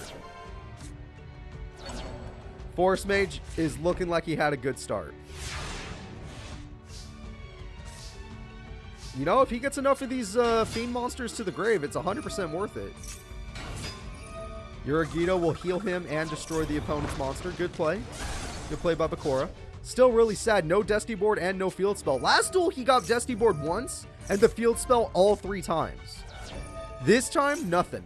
Only monsters, which is rare because his deck, for those of you that are curious, only runs 20 monsters. He is a 20 monster deck. The rest are spells and trap cards. Raigeki doesn't seem to make sense in my mind. He was going to lose the attack buff anyway, and he's only going to get more monsters. I mean, I guess if you attack directly with something, it'd be worthwhile. Oh yeah, that's worth it. Okay, now it makes more sense. Okay, a 2400 beater for sure. This makes more sense. And 2400 damage. Yes, he'll heal, and yes, he's stalling. And he's getting more... oh, wait, that might be it. He might already have Dark Necrofear. We're going to see him use his boss monster. And he got Destiny Board. He has the defense of the gods, and he has the trap card to win duels. Defense of the gods and trap cards to win duels. Here we go. Okay, we got a Flower Knight, a trap card, a spell card. Charity comes through. They get 3 cards. We got a trap card, a monster. Ooh, Sage Koi is good. And Monster Reborn. Monster Reborn will get out, is this the water bender or whatever? The flower, I don't remember. It's something bender.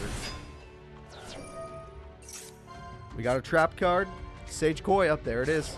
And Harpies. They got Charity right back. That's going to give you trouble.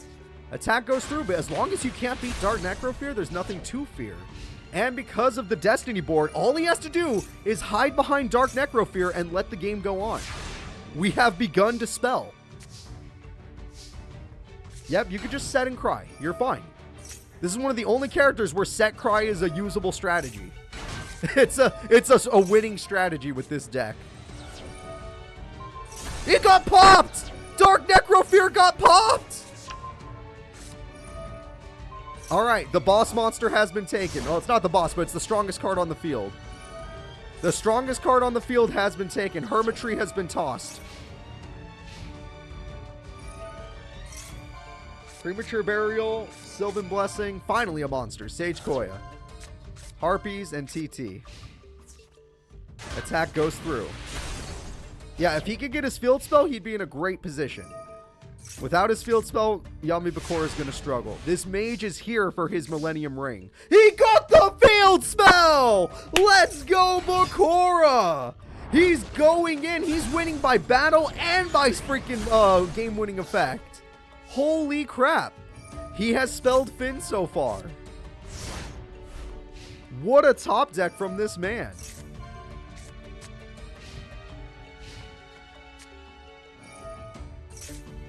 That's a lot of draws. Sylvan Charity is doing its job.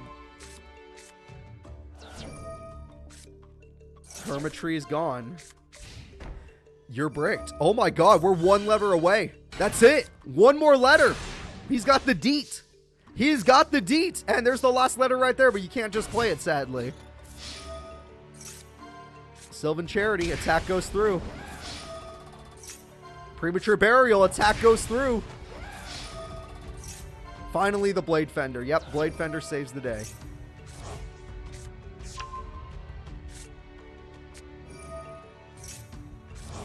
Hermitry is here.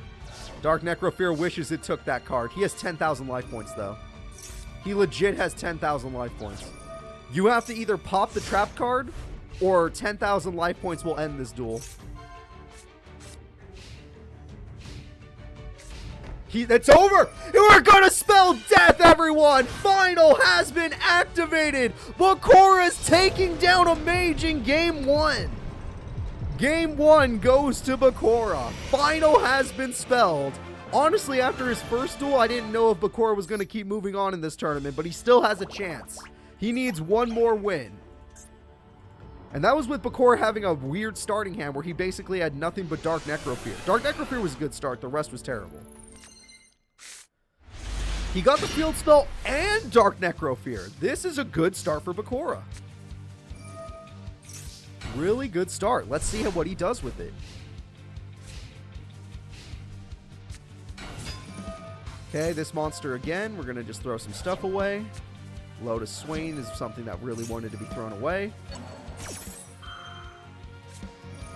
Sage Koya is about to be special summoned. Oh, shit. Alright, Sage Koya is going to be a huge issue. It is too big of a monster. Monsterable. Wow. Wow, on the first turn, you are stacking that field. If this field spell does not pull its weight, you're going to lose. Another Blade Fender.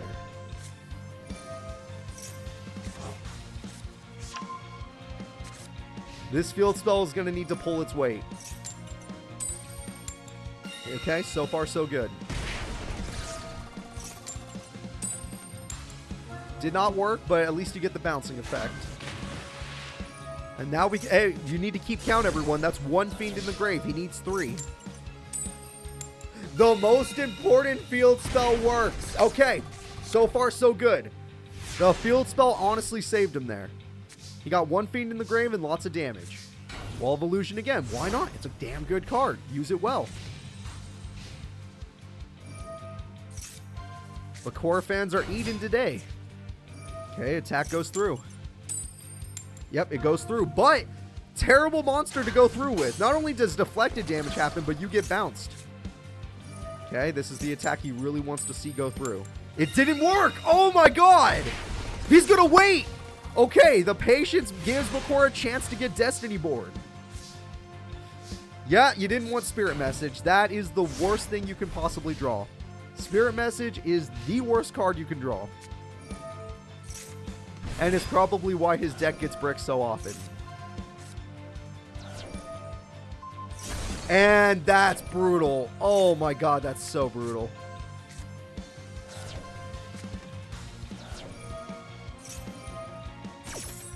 Okay. There's going to be a lot of damage this turn. It's very obvious. This field spell has to pull its weight or it's over. It's not. It is not. That's enough fiends now, but it doesn't matter if he doesn't get another turn. He has enough to end this duel.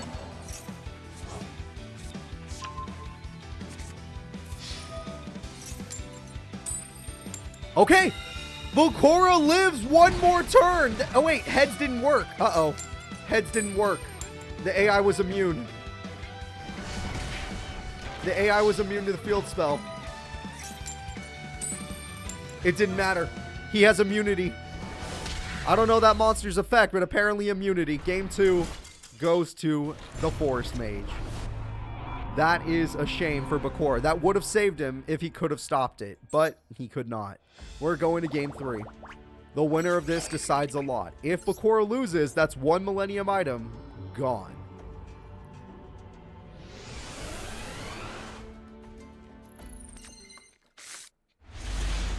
Interesting starting hand. This is an interesting starting hand. It's not a great one, but there's potential in this hand. There is definite potential here. Let's see what happens. Interesting. We're going to use it. Throw away that one. Get the trap card. Okay. We're starting the game early with the trap card. That card can simply chain.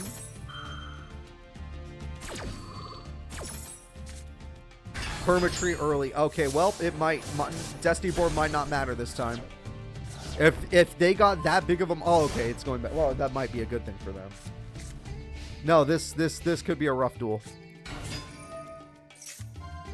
Hi there. Yeah, this could be a rough duel.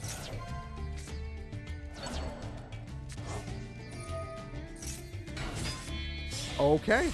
Is that an Exceed Summon? Okay, the first Exceed Summon. It's Sylvan Prince Sprite? Princess Sprite?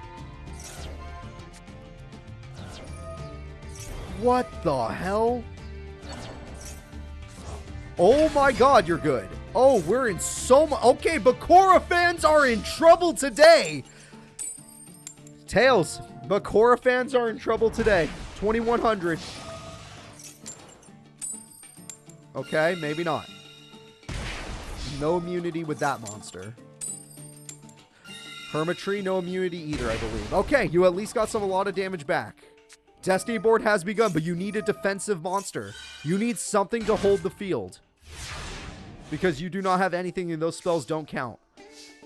That won't work. Because you use Destiny Board in this way, that will not work. That's not how it's going to work, Genocide, I'm afraid. If you have been watching some stuff happen, well, I'll let you see it later on. Oh, it triggers on direct attack? Oh, okay. I thought it triggers on direct attack and no monsters on the field. So as long as it triggers on direct attack, we should be fine. Yeah, okay, you're right, you're right.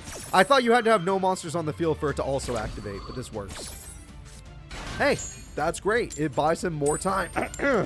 Destiny Board gets more time, but the problem is, I don't know if you guys noticed, but the opponent's field is stacked, and he could totally lose just by one turn. Just one turn of them attacking could end. Oh, God. Bakura's getting the worst hand possible. But wait, the spell card has an activation?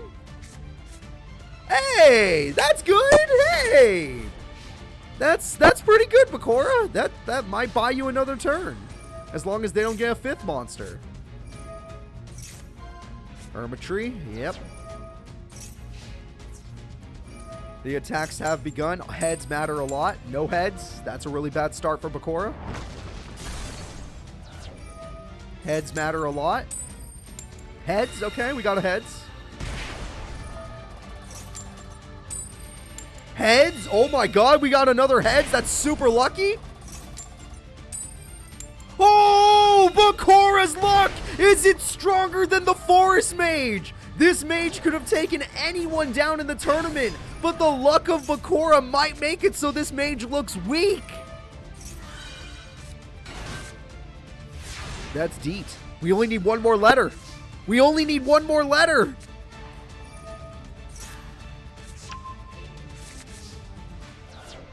Okay, here we go.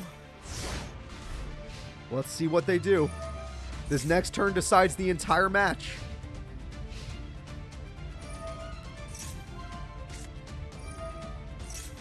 Okay, you got Princess Sprout that time. Okay.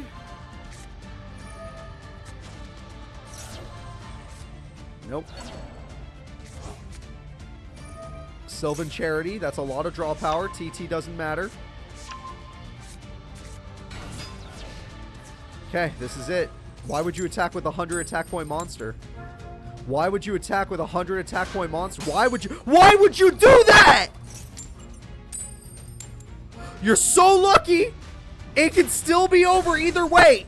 Both characters can win this. It's over! Bakura still standing! And honestly, this guy usually gets to top 8, so we're going to see Bakura in top 8 again. Bakura is strong enough to take down the Forest Mage in Game 3. Both duelists fought really hard, but it was the luck of the field spell that kept him alive. Literally, the luck of the field spell in 2 matches have now saved him. Pretty crazy. So let's go ahead and move Bakura forward. The next duel will be Ankh-D and the Mage Soldier Bubba. We've already seen the power of the Mage Soldier. We know how busted he truly is. But how strong is Ankh-D by comparison? It is guaranteed somebody from the visitors or traders is moving forward, so that means that side wins, whether or not they win right now. Yes, traders and visitors are on the same team. That is the same thing. And Ankh-D in particular said that she would be the one to bring the rod to the master. Don't worry, you'll see the game real soon. Sorry if you can't see it. Ankh-D is ready. Mage Soldier Bubba is about to be ready. I'm having trouble finding them. Bubba is ready. Alright, DD Warrior Lady and Soul Absorption is funny, but it will not matter unless Ankh-D gets better. Oh, she got it! She got Dimensional Fissure! And her DD Warrior and Warrior... Oh, nope, get negated. Get negated. Anka had this upgrade during the last Underground tournament. She just never drew it. She just never freaking drew it. Alright, 500 heal. She also could not draw that. There's always going to be a trailer now, Darius. You don't have to worry. Because next tournament was already decided. If you watch the intro of this tournament, you'll already know what the next tournament is going to be about. Alright, but I'll have there is a trailer in case you missed it. Alright, we have ourselves a set. Oh, that extra deck is the new change. Yes, that extra deck is 100% the new change. That one, yes. Working with the master has its perks, after all. Alright, we get another draw. Let's see what we get. Oh! 1200 attack is nothing. Normally that card is busted, but not today. Normally that's a great card, but not today. And Macrocosmos. Fun. We'll see what this can do. Ankh-D needs more powerful cards. Ankh-D has the golden, the beautiful, the homunculus. And she's going to keep healing. Anka D has full control right now. The Fiendish Chain was used too early, and the opponent, Mage Soldier Bubba, is scared. Golden Homunculus is going through. Anka D's life points are going the opposite way. Oh, she buffed her Necroface! But she weakened her Homunculus. Interesting. They basically just traded spots. Monsterborn and Call the Haunted are useless against this opponent. Every character runs basically these cards, but when you're fighting this opponent in particular, they're useless. DD Warrior Lady, Anka basically draws herself, and the damage is good. Very good. Alright, all of these cards are doing incredible so far. Anka D is wrecking the Mage Soldier. Now remember, the Mage Soldiers are lower ranked than the Mages themselves. This is the Mage Soldier for the Forest Mage, who we just saw lose. And Anka D will throw away a bunch of cards to draw 2. Also, look at her life points. And we're going to begin the attack. Giant Germ did not go to the grave, therefore it does not get that effect. And it's over. Anka D with 13,600 life points wins game 1. As she said, she is here to take the rod.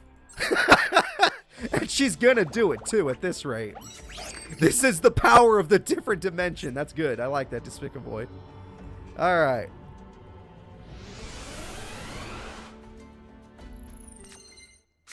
Banished decks are annoying to fight. Those spell cards can beat them though. Harpies on the first turn is insanely good against Anka. Because if Anka gets her macro or her dimensional fissure and you destroy it, she's screwed. Her whole deck relies on that spell, on the spell cards. And cards are actually entering the graveyard this time. She did not start with her banishing cards. Let it be known, Anka D did not start with her banishing cards. And Mage Soldier Bubba has a really good hand. This hand is built to beat her right now. DD Assailant, another soul absorption, but let me guess, you're going to lose it all. Now that I was going to say, yeah, the AI did not waste Duster, so there you go. Duster is going to be used now, although that was a waste of your tribute monster. You should not have done that. Your tribute monster. Oh, you just drew another one. How did you know you were going to do that? Like, actually, though. Harpies will be used. There is no more soul absorbing. And there we go. It's time for 3,800 damage. Anka D is in trouble. Raigeki! What a top deck! Holy crap, she got Raigeki. They are bricks. They spent everything on that play. And the winner, holy crap, how does she do that? Oh, what the hell? Both characters top decking the Geki. Who is going to win? Anka has no life points, but Mage Soldier has no hand. Anka D with herself, DD Warrior Lady, gets some damage down. And we're going to have a set. And she did get Macrocosmos. It's a little late in the duel, but she got it. If she could just get more monsters, she can win this duel. Yeah, why not? Hermon lets her have 2 of herself. The attack goes through, and the damage is beautiful. Amazing job from Anka D. The boss monster will not matter. His boss monster is a brick. And Anka D has the comeback. The Geki comeback is real. And the damage, she does not go for a perfect victory. She does not get extra DP. It is over, though. The winner is Anka D, 2-0ing a Mage Soldier. Maybe she even has the power of the mages. Is she as strong as the mages? Kind of like the director was. Although the director did lose to a high mage. Alright, let's go ahead and move forward. Anka D in top 8. A place where she actually is quite often.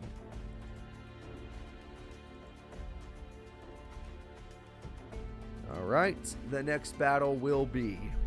Let's see here. Oh, Roxy girl, what are you doing? Strings versus Is. Alright, Strings is going to be fighting... Hi there. I love you. Strings is going to be fighting Is. Let's go ahead and get this started. Sorry if it takes me a little longer. I have a cat. And cats take priority. Alright, where are these characters? We want to see them duel.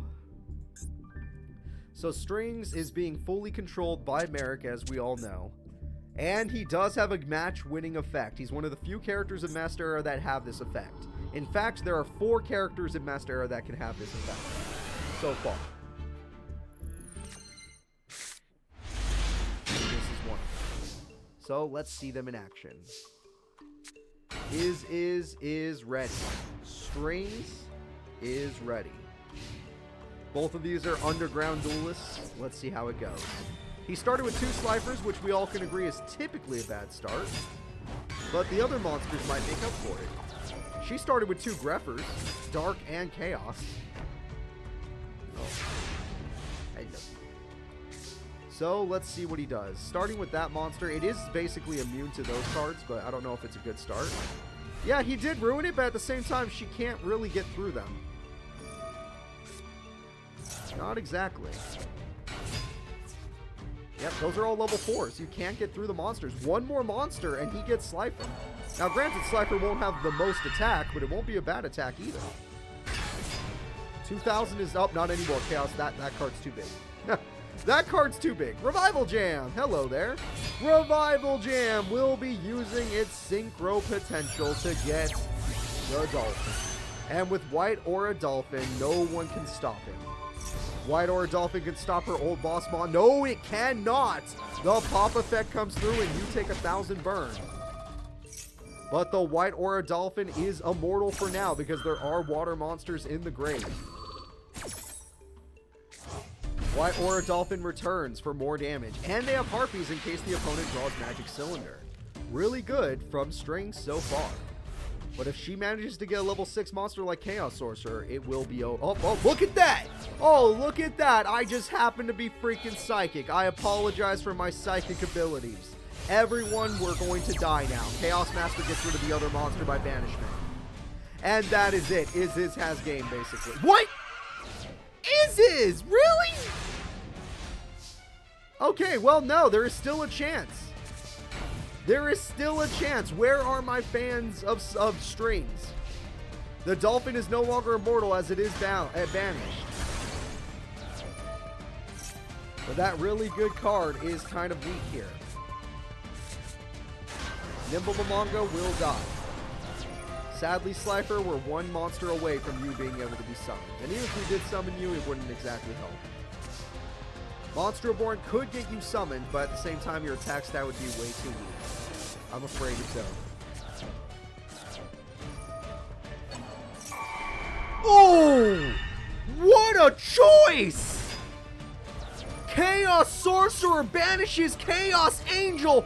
Metal Reflect Slime enters the field. Egyptian God Slime is here. Even though Slifer has a match-winning effect, obviously it makes more sense just to attack with more monsters, since Slifer will be really weak.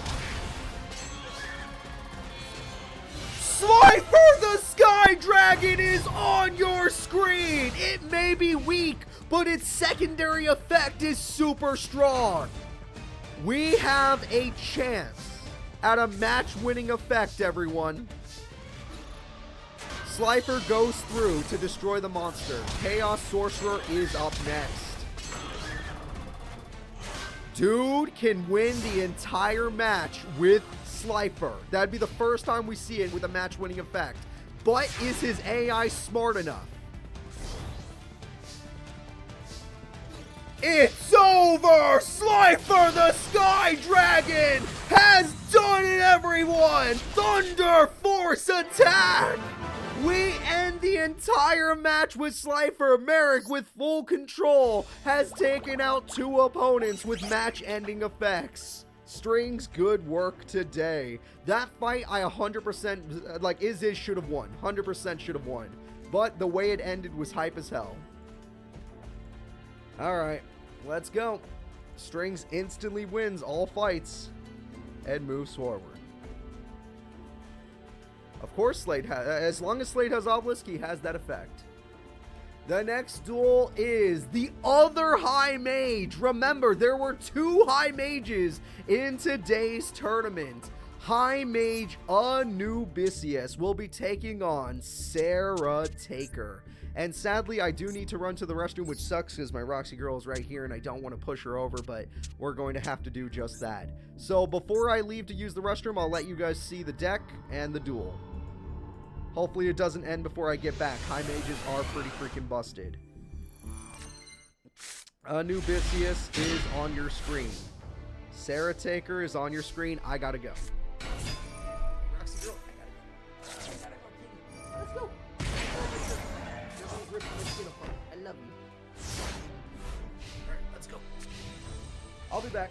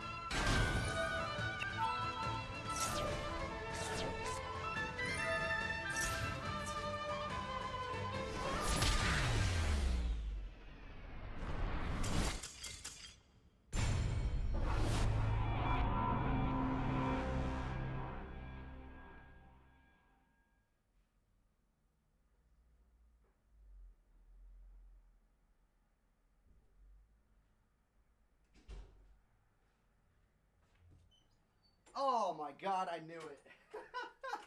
I took too long. What happened? Who won? He had... Oh. Well, this High Mage seems to have won. How quick was it? And it was destroyed? Oh god. Wait, Sarah got destroyed? She's usually really good. What the hell? Again, I'm sorry I had to use the restroom, but I have to do it. I'm a human being. Here we go. Let's get into game 2. I'm sad I missed game 1 of the High Mage, but hopefully I'll get to see the same thing and he won't play horribly while I'm here. She has a good starting hand. She can get ill bud extremely easily with this hand.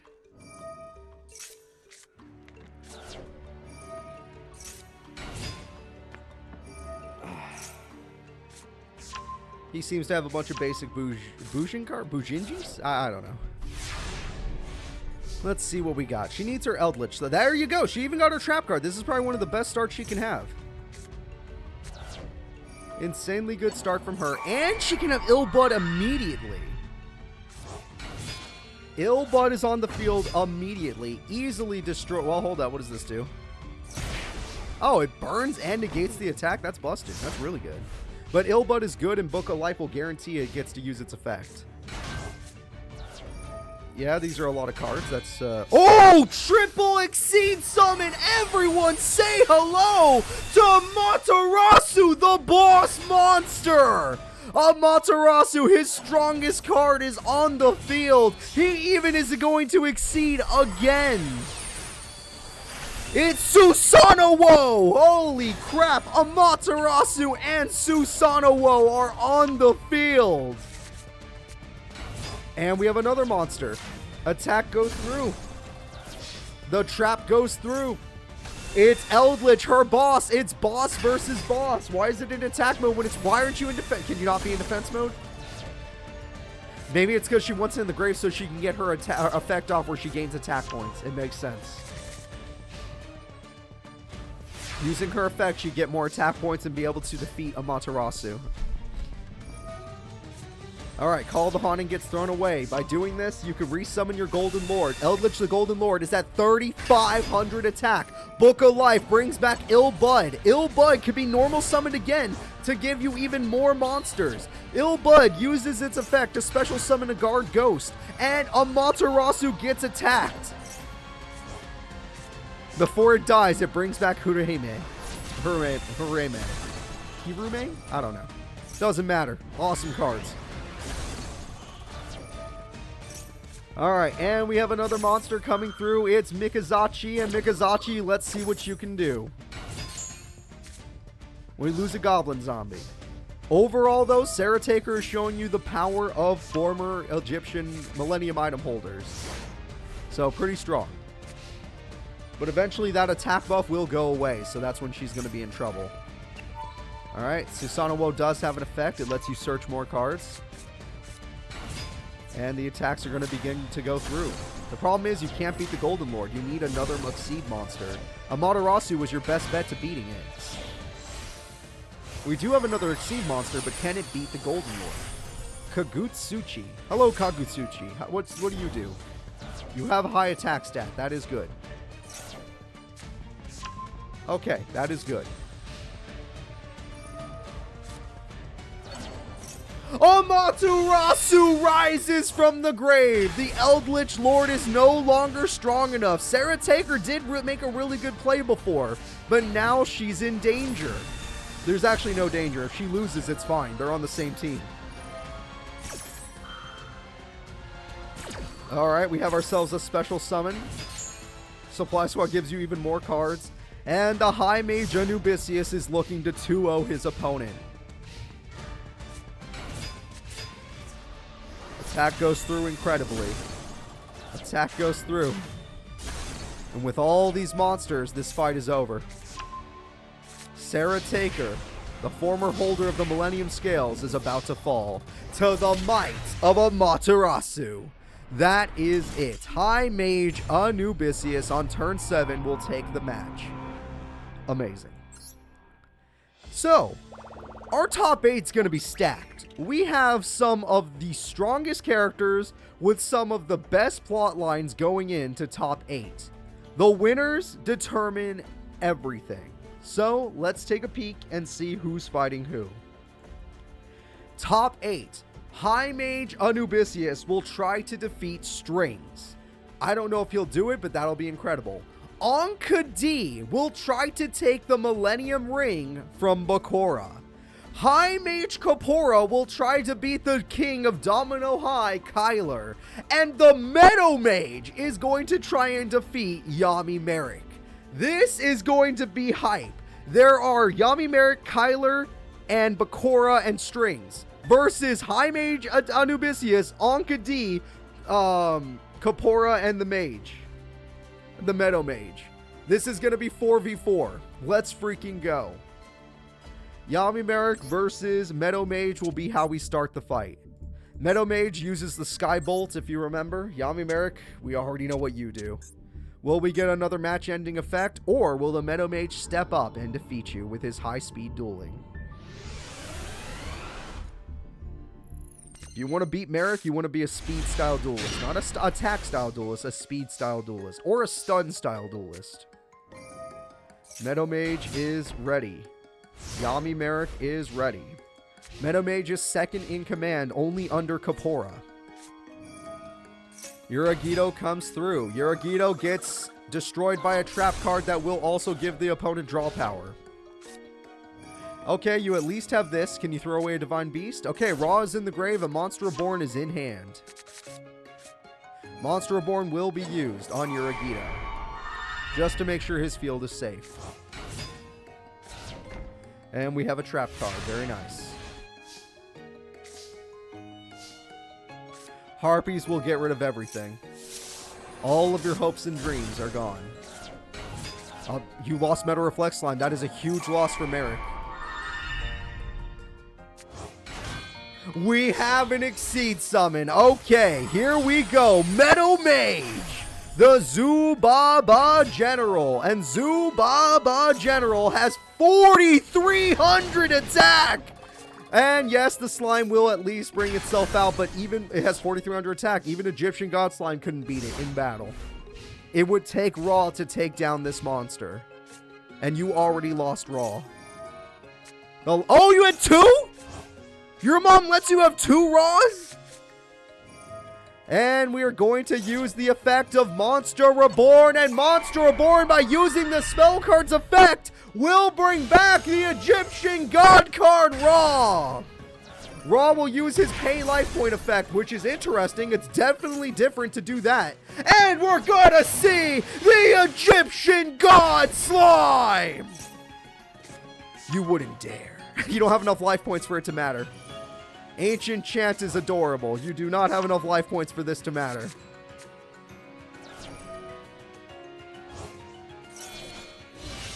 The Winged Dragon of Ra will summon itself. And it will use... It does have enough attack by 300! His mom lets him have 2 Raws, but 1 Blaze Cannon will end the match!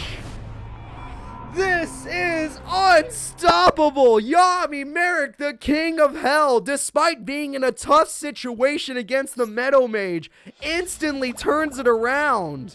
Holy crap, Squall somehow still has enough money to give out more gifts. They're the kindest subscriber I have today, and I appreciate you. You're all incredible, though. Yami Merrick is in top 4. No mages have been able to stop him just yet, even though they've fought hard to do so. We got to see Merrick use Ra's other effect today, where he uses it just to pop monsters. What a smart play by Merrick. I guess knocking out Arcana and Seeker made him a better duelist. Alright, the next duel will be Domino High's Kyler fighting for his goddamn life. Will Kyler be able to stand up to the might of the High Mage Kapora, which is the High Mage of the Meadows? This guy is no joke. Kapora is the king of pissing people off, and he has brought that to Master Era.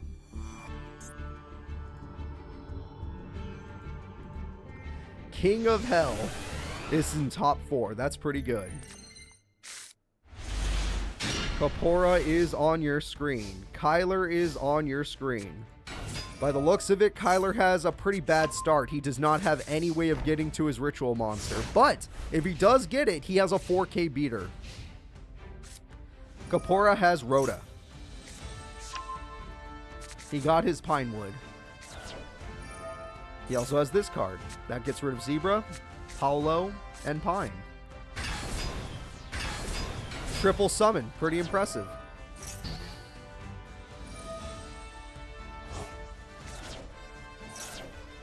Level 12 monster instantly. We have another spell card.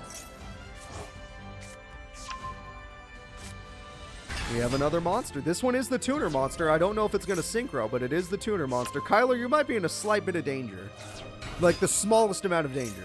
Tyler waited and TT's 5 monsters! Kyler waited for the field to be full and got rid of everything. There is still a chance for it was perfect. It was perfect, but he has to top deck the ritual monster. Nova Summoner is something at least.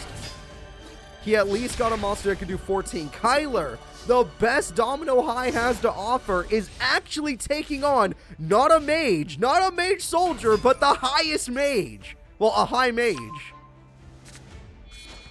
All right, what else do you got? Oh, dear God, he's just doing it again. Oh, dear God, that's the tuner monster. And this monster also has an effect. Hello, hello. There's the tuner monster. Kyler's TT is gone. He does not have that to rely on this time. He has Magic Cylinder, which is putting him in a really good spot. This is great.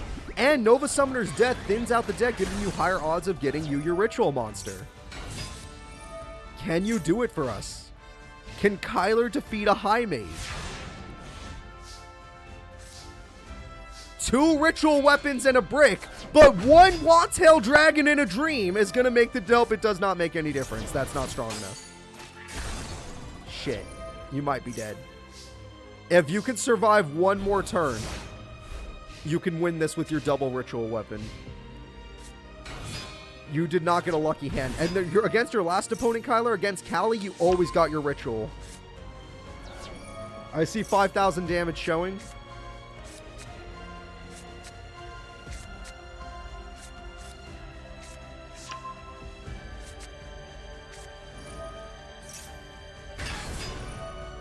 I see 5,100 damage showing.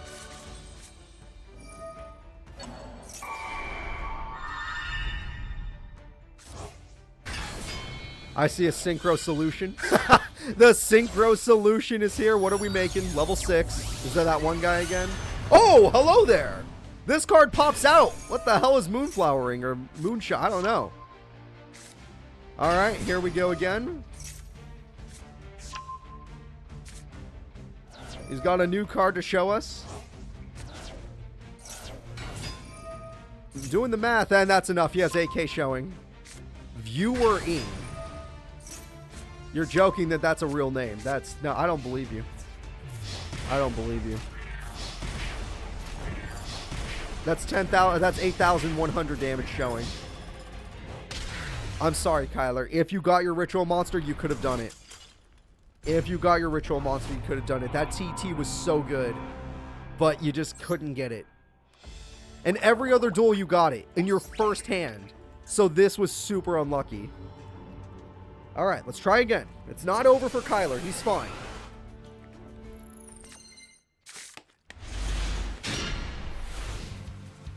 It is not yet over. There's a trap card. Be afraid. Be very afraid of traps.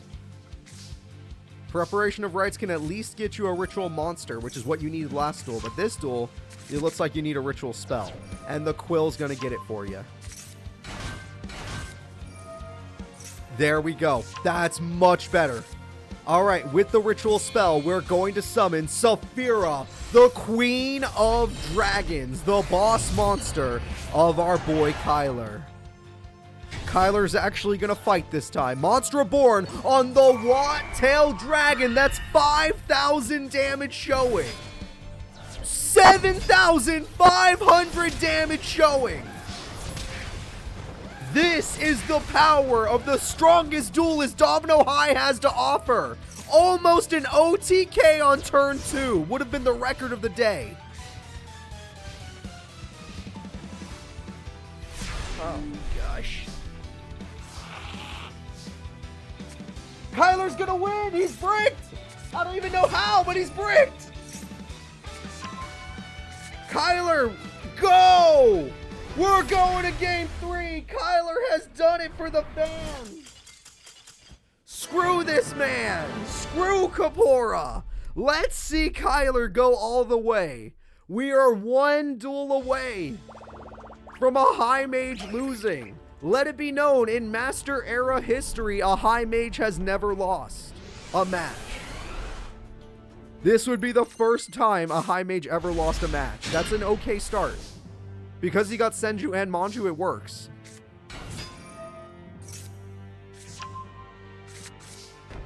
All right, there we go. There we go. It has begun. Maple. Here we go again. Oh, spell card this time. That's not going to work. But in the grave, it has an effect. Another monster. TT. Early TT this time. But maybe there's a reason for that.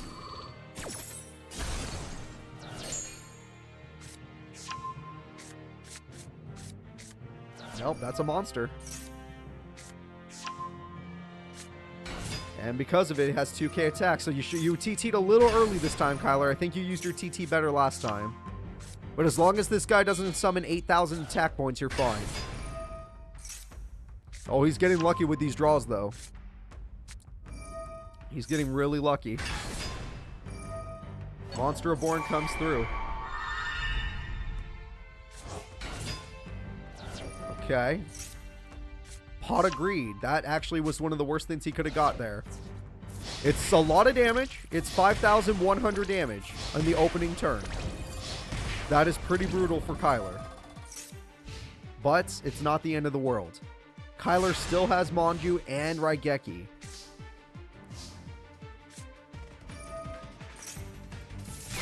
Raigeki does the job. 4 monsters have disappeared. Manju does the job. We get the ritual spell. There we go. Let's use the ritual spell into the premature burial. This could be Kyler's best play. This is the AI's greatest play yet right now. Kyler, I believe in you. You can do this. Premature burial comes through. We have 5,000, 6,400 damage showing. And Kapora already used his whole hand. The freaking King of Domino, everyone. King of Domino High. And he draws 2, throws away 1. Yep, you don't even need Pot of Avarice. Not in this duel. All right, heart of the cards. Let's see what happens. Kyler has it. He's set. Kyler has it. He finally scared him. This could be the first time a high mage loses. Wait, no. Wait, what? Shit, that's a monster. No, it's not enough, though. It's not enough, though. It's not enough, though. It's time to prepare for his burial. Wait, was that too many? No, you still have 1 Wattail Dragon in the deck. There's still 1 Wattail Dragon in the deck. There's still 1 left. He can do it. The first time a high mage will lose. His deck may have been busted, but guess what? You can't stop 2 queens. Saphira, the Queen of Dragon, will go in and end this duel. Kyler has done it. A high mage has fallen, and he can try to protect his city. He has done a great service for all of our viewers today. The most hated high mage is now down in top 8. Huge upset right there. And everyone saw his deck. That high mage could have gone all the way. Kyler has made it to top 4. The last 2 people we need to deal with are Enki and Anubisius. Everyone, let's do this. Yami Bakura, one of the strongest people that work with the Rare Hunters and Yami Merrick, is going to take on Enki. And yes, Bakura will be player 1 because I'm too curious about his freaking hand.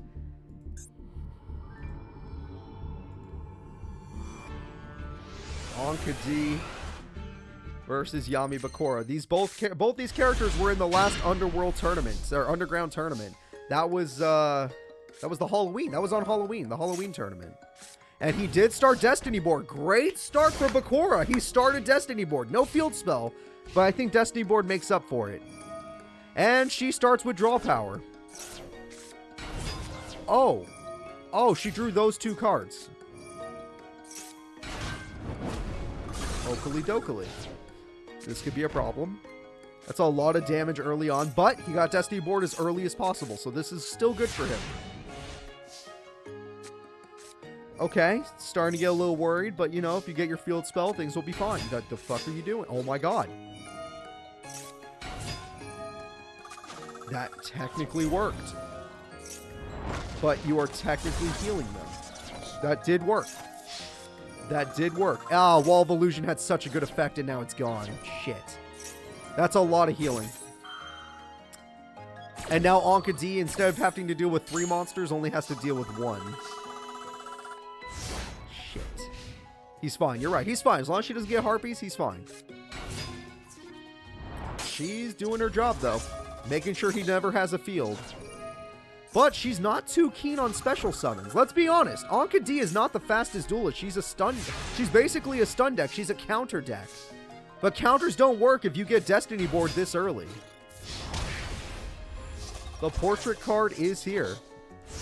He only needs 1 more turn, right? Dietz is about to be spelled as soon as this turn ends.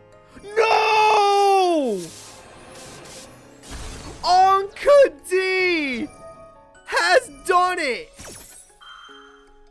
Oh my god! Necroface is gonna be so strong! 2200 attack. You have nothing, sir. You do have your Destiny board back at the very least because of Necroface, but it will take too long now. Roxy, hey, that's my Cheez-Its. Those are mine. All right, Raigeki will come through, but that's just going to banish the letters. If a letter gets banished, it's over. If a single letter, not counting D, because D has 3 copies.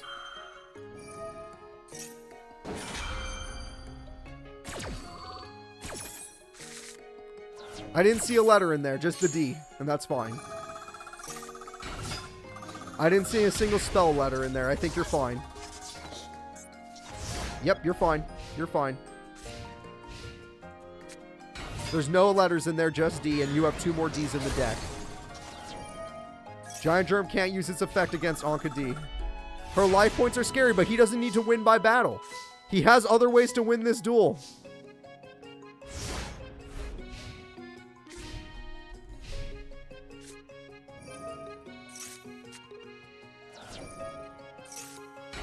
Okay, we have more damage. Battle Fader will do its job, but no Fiends being banished means Dark Necrofear can't do its job. However, there is another Necrofear in the deck that could, when the time comes. Well, hi there. Hi there, Roxy girl. How you doing? What's going on with you? My Roxy cat's meowing. I think she understands that Yami Bakura might be in trouble here.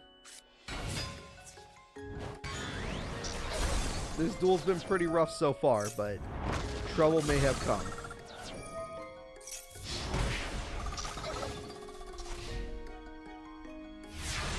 Alright. Yep, Dark Necrofear is useless. There's the Destiny board he needed, but it's too late to the party. It's too late to the party. Harpy. Shoot! What the? You refilled Harpies into your deck, got it again, and destroyed death. It's over. It's over. We're calling game. We're calling game. There was no way anyway. It was already game. But we're calling super game. We're calling super game. Anka D with 20,000 life points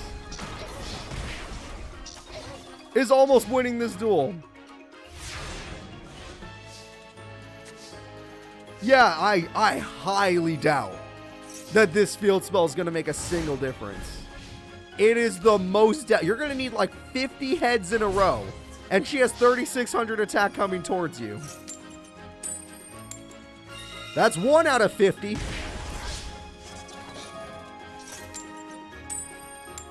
It's over. Game 1 goes to Anka D. Game 1 goes to Anka D.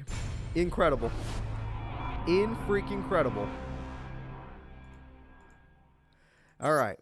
Let's get into game 2. Anka D destroyed him. He had her. He had her. He was going to get Destiny board, but she drew the 1 Harpy's Feather Duster. So he got really unlucky. He could have won that duel easily. Because her infinite life points don't matter against the guy who has that game-winning effect. She did start the duel with that. That's pretty brutal. Hi there, Roxy girl. Hello there. How are you? That's 2 spells in hand. A little unlucky. An early Raigeki could be a bad play. Oh, there was no target, so it was fine. Dimensional Prison. Yep, that does suck.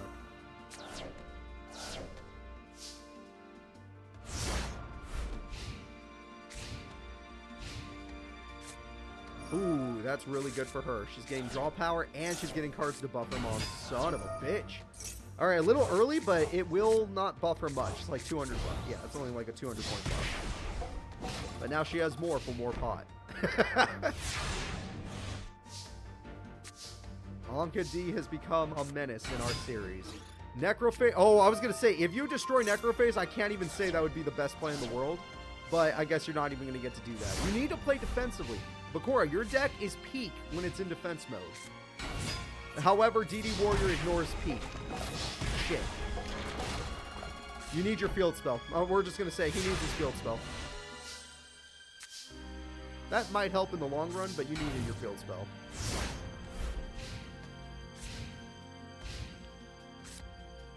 Pot of Extravagance. Here we go again. Dimensional Alchemist. Here we go again. Oh, lost another pot. Okay. Luckily for you, DD Warrior is going to be able to beat you, but at least you stalled a little bit. Battle Fader, you stalled a little bit.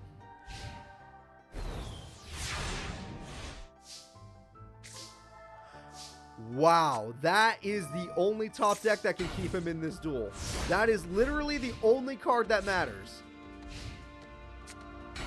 Necroface again, dear freaking god. Oh my god, if you Raigeki her, you're gonna lose. Attack goes through. Here we go. That is literally the only card that can save him. Remember, every match today, Bakura should have lost. But the field spell really pulled its weight to save him. Every single match, even back in the first round, he should have lost. But he came out. Okay, you're still in the duel. You're still in the duel. Good, keep it there. We do not want him using it. Dear freaking god, sir, this only helps her. Oh my god, is that the third dimensional prison? Wait, hold up. Is that all three? That is three. She got three of those. She's got a full house in her graveyard right now. Hot agreed, of course.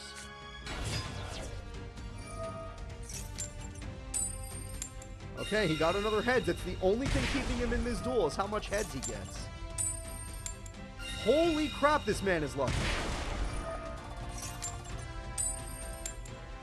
Now, this is where things get a little rough. He is going to do some burn and a little special. Oh, he can do it. I forgot. She counters everything. She's insane.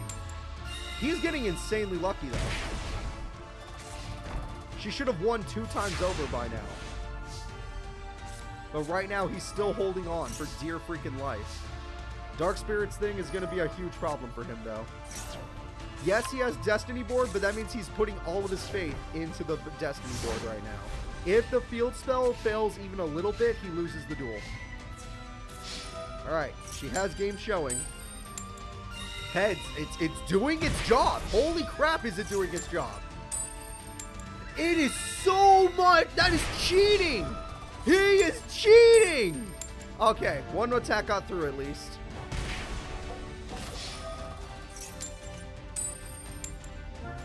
Okay, next turn is game.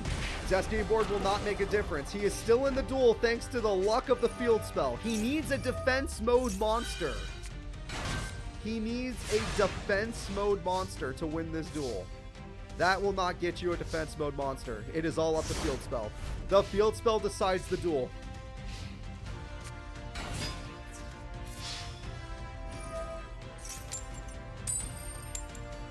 I can't believe it. He's still in.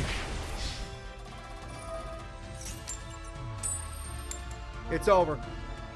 Bakura has lost! Anka D has done it for the master! The Millennium Ring has fallen! There we go. The shadow game has ended, and Yami Bakura's ring is now going to be forfeited. But, even though it's forfeited, somehow it did not end up in Anka D's hands. It disappeared. Let's go ahead and let's get into the next fight.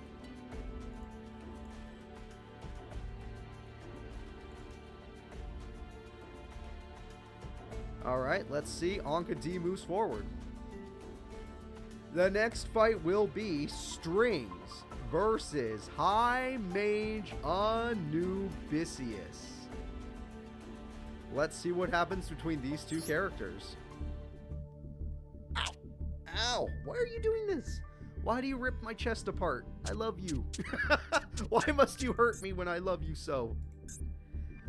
Okay, so let's go ahead and see what happens. High Mage Anubisius is up next. Strings has the hardest fight of his entire career going on right now. Let's see what is going to happen.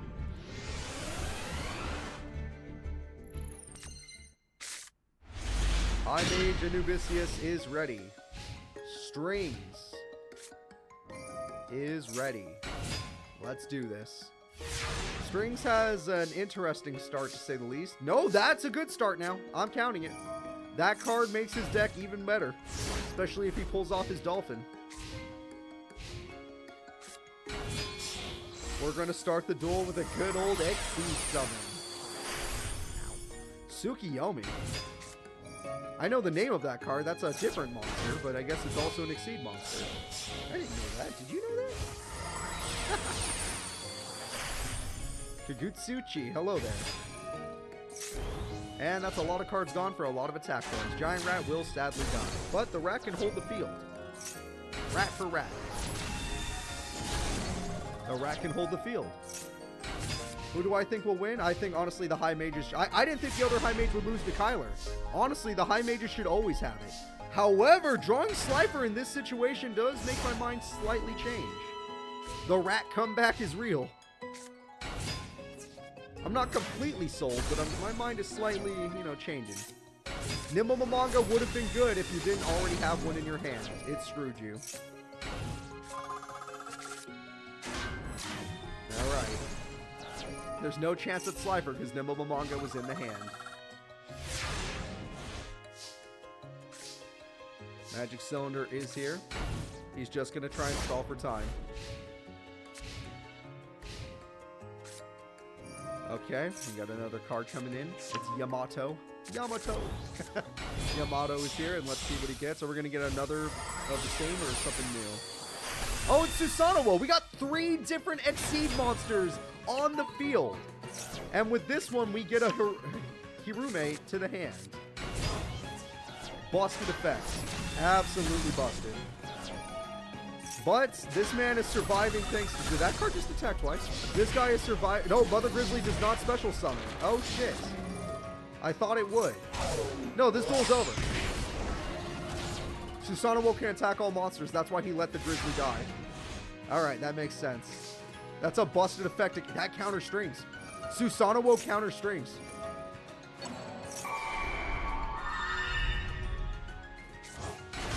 Finally, he summons Reaction Slime. I've been waiting for this moment, but it might be too late to the party.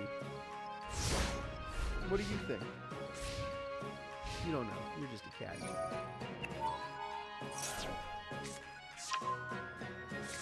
I got you.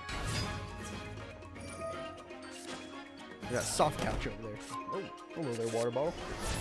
All right, well, here comes the attacks. I thought, why didn't he attack with Susanoo if it attacks literally everything? And Metal Reflect Slime comes out. That monster has saved him, but Slifer is not strong enough. Pot of Greed. Wow, that's a hell of a top deck, but it's still not strong enough. Egyptian God Slime, as we expected. Egyptian God Slime will try to do some work, but it cannot defeat the monster. Interesting play. Why would you play the cards when you need cards in your hand?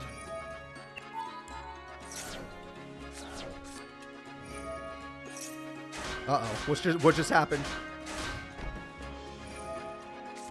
Oh, okay. I thought the spell card put them all in defense mode, but the AI just moves so fast that we have no clue. Call of the Haunted comes through. That is... Okay, you're right. Card of Safe Returns matters now. You're right. 100% right. That would put Slifer at 3,000 attack. If he went for that play.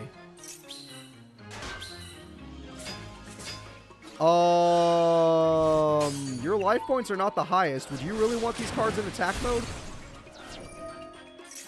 Strings? Are you sure about this? Just asking.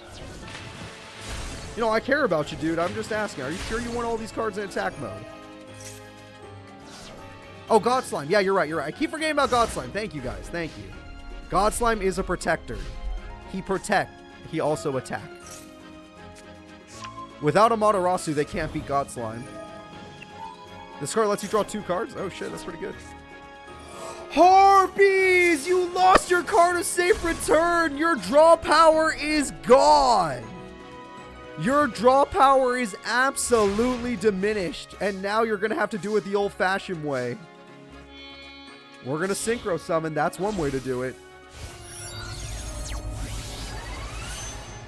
White Aura Dolphin is here. Revival all the tokens in attack mode. Everyone's going in. Egyptian God Slime is going in. Is String strong enough to take down a High Mage? The Fujin High Mage is going to lose? In game 1, fair enough. It wouldn't be a match-ending effect unless Slifer did it. He would have to summon Slifer if he wants the match-ending effect. No, he's going for the safe victory. 1 victory. Safe victory. Nakazuchi's not giving up. Attack goes through. And safe victory will win him the duel. Strings takes game number 1. We are going to be going into game 2. So far, so good. Strings made a crazy comeback there. He was really losing for a long time. And honestly, when the opponent had 3 Exceed monsters on the field, I thought it was over. But it wasn't enough. The High Mage is struggling.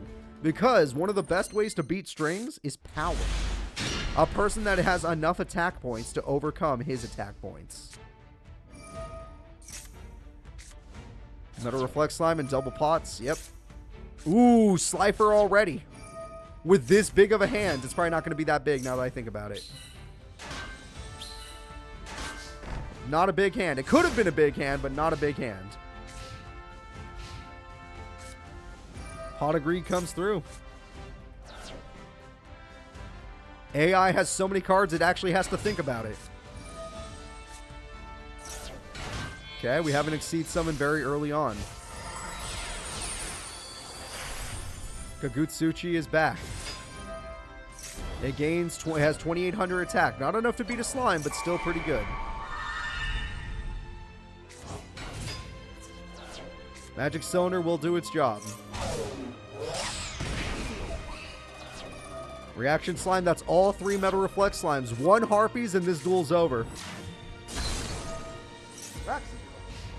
It would only take 1 Harpy's Feather Duster. Roxy, what are you doing? She's trying to eat my candy corn. Metal Reflect Slime comes through. Metal Reflect Slime summons a monster. Egyptian God Slime is here. Egyptian God Slime has a brother. It's Egyptian God Slime Part 2.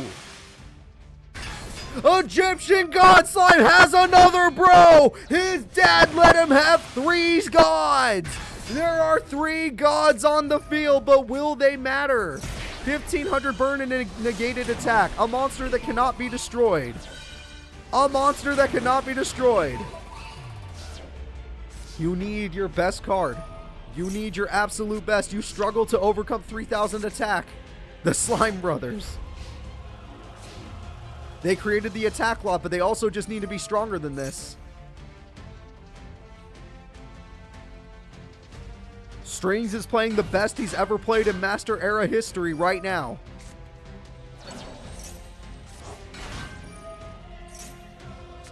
Another Crow, which can do some burn, but not enough to win you the duel. A trap card that I don't really see that often.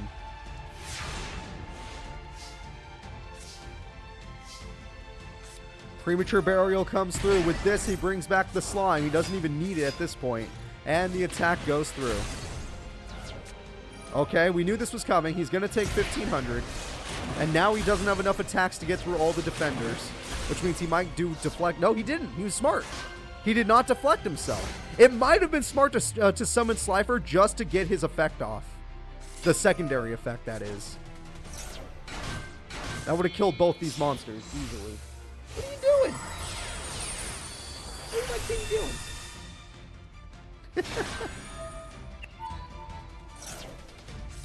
Okay. Hirume's here. And there we go. We got another monster coming? Maybe? Whoa, that's a lot of special summons if that does that. No, it does not. It searches. Okay. Mikazuchi's here then. That is a lot to try and defend your field. That is a lot. Slifer could have stopped most of this, but still. Alright, attack goes through. Attack goes through. You have to use all your attackers on this, and then obviously defenders. He did it. He bought himself another turn. I gotta give Anubisius some credit. He at least knows how to fight for his goddamn life. Premature Burial. This is it. Your final play. Roxy, he's doing his final play. Let's figure out what he does with it. With his final play, he summons Kagutsuchi, which can stall a little bit. It just can't overcome the opponent in attack points.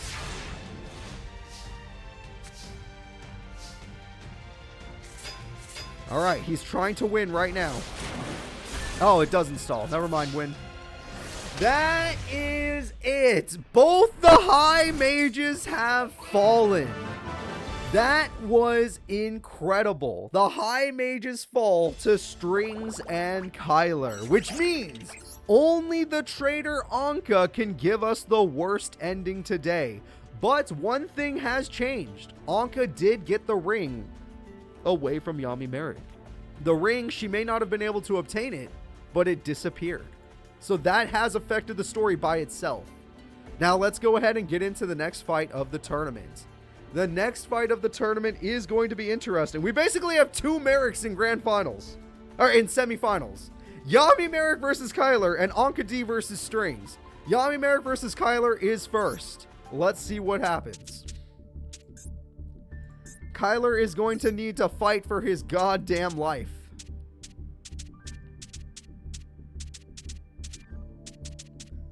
And also, if Kyler does beat Yami Merrick doesn't lose his rod. Kyler has nothing to do with the visitors and has no shadow games, no nothing. He's not doing anything here. It would just be Merrick losing the city, unless Strings wins. Alright, let's do this. Yami Merrick, the king of hell, taking on the strongest student at Domino High. And Kyler, up to this point, has never been important. This is probably his first top 4 appearance. I think. No guarantees, but it's probably his first top 4 appearance. Kyler does not have his ritual, but that's fine. She's not looking for Slifer. She's only looking for pieces of the Millennium items.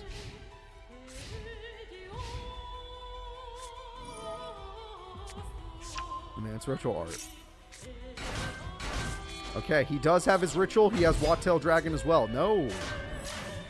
I thought he had his ritual, but I guess he got 2 ritual spells, no ritual monster. Interesting. Wattail Dragon will return.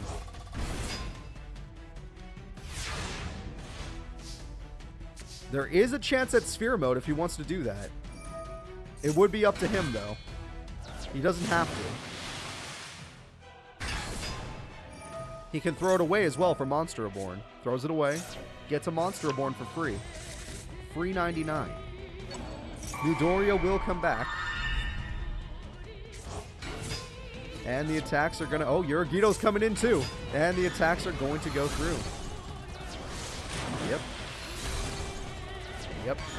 Kyler lost everything, but he has not Ritual Summoned. His hope is to Ritual Summon, and Ritual Weapon would make him stronger than the Egyptian God Slime. Or, I got a better idea. What if Geki? What if Geki, though? What if we said, screw everything? Oh, he got nothing, though.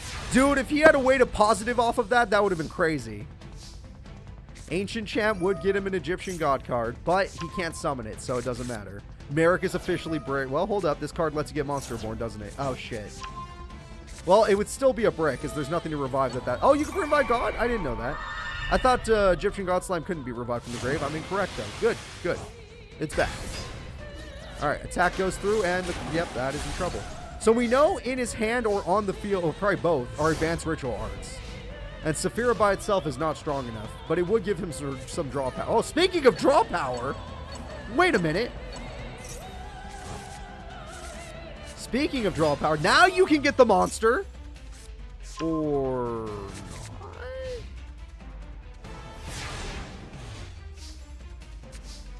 What?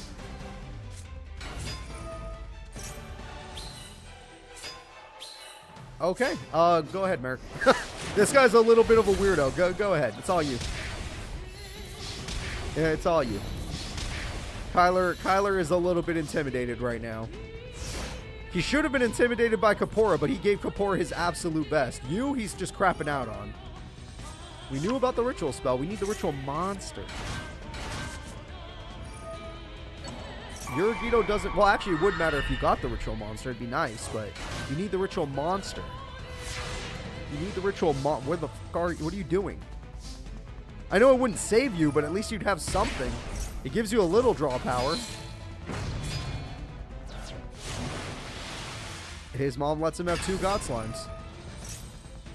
He can chant to the heavens if he wants. Of course, if he does the chance, it doesn't technically matter. Because Raw would not be able to win the... Well, actually, it totally would. Huh, he's not going for a match-winning effect. Alright, apparently he wants to toy with him some more. Everyone! We are going to game 2. That is the first time Merrick has won without the match-winning effect. His opponent, Kyler, had some problems. There you go. I mean, it probably doesn't help that they don't know it's a match-winning effect because, you know, we made up the rules, but still. Yami Merrick is taking us to game 2. The true Sun God could be a problem. Ancient Chant is good. Ancient Chant gets you Raw. Raw can be good for later. Newdoria and Magic Cylinder is a fine start. He's not trying to kill Kyler, probably. He's just like, oh, you're just that dumb kid from Domino High. I'm not going to kill you, kid. Don't worry. Because if he uses Raw, remember, the reason the match ends is because the opponent technically faints. They 100% faint from that.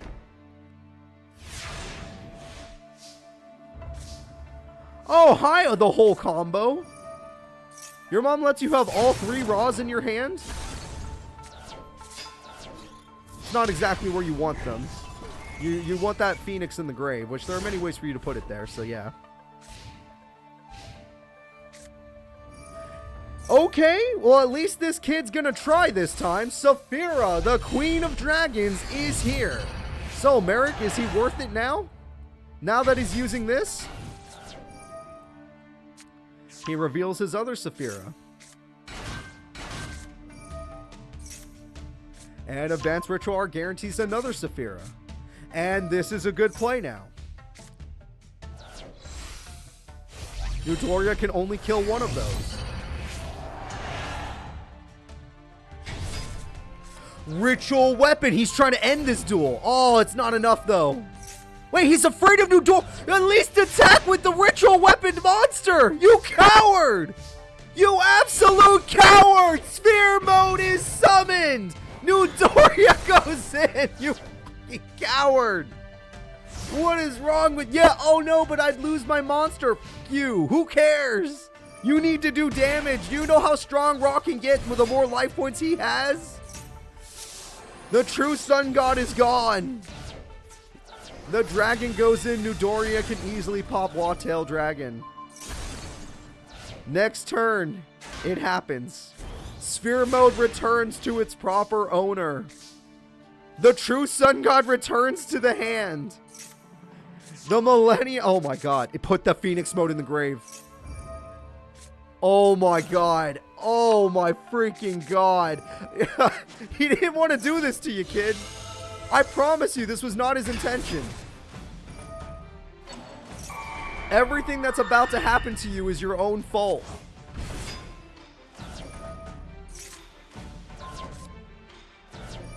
Phoenix mode has risen. The unkillable Phoenix is here. No spell, no trap effects can affect it. He's not going to go for the knockout kill. He could have done it, but he's not going to do it. He's not going to do it. He's going to beat the kid and you're going to go home. He beat him normally. Holy shit. Go home, kid. This is my city. Holy shit. I can respect that Merrick didn't knock out the kid. He let the kid walk home on his own 2 feet. But at the end of the day, he still wins. Merrick is undefeated today and is in grand finals. Oh man, that's crazy. Yami Merrick in grand finals. So, the next duel, the final evil character, if you want to count them as evil, Anka D, taking on the second form of Merrick, Strings. So let's see who will win. Will it be Strings or will it be Anka? Let the duel begin. Anka D, Strings.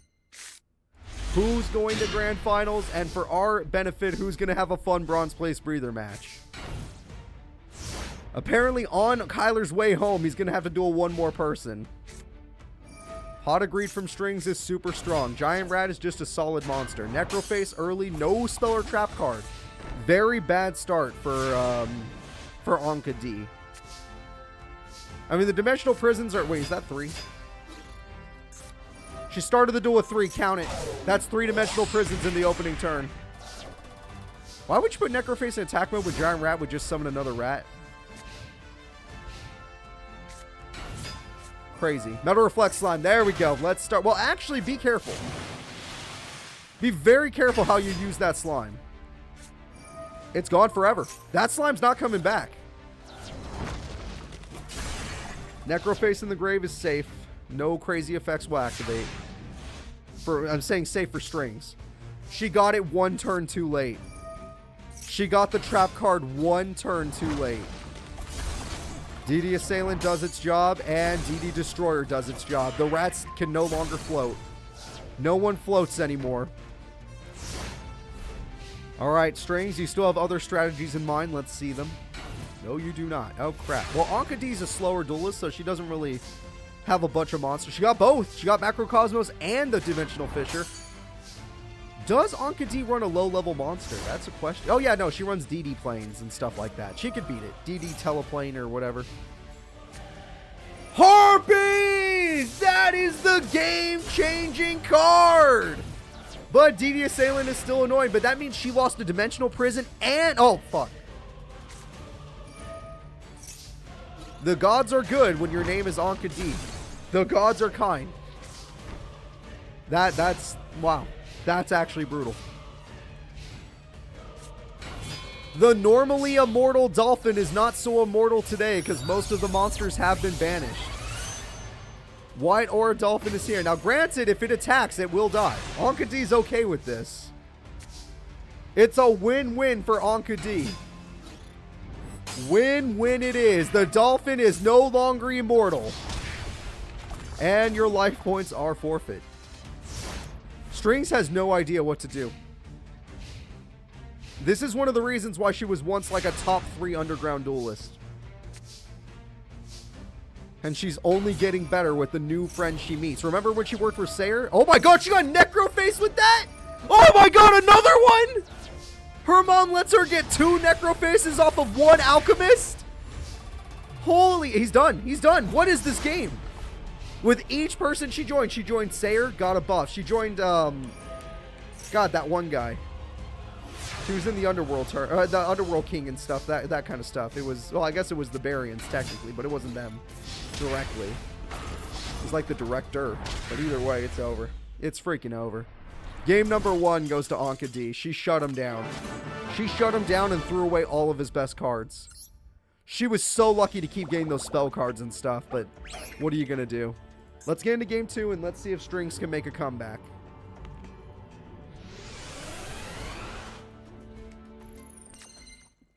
We're all praying for you, Strings. Her hand is busted. She's going to win. She won, honestly. I'm just going to say it. She won. Even if he gets Harpy, she has a backup. It's fine. She won. How do you beat her? Even Slifer couldn't win this fight. DD Assailant would take Slifer with her. DD Warrior Lady's her best card. Mother Grizzly can't float. Merrick's puppet is being devoured right now.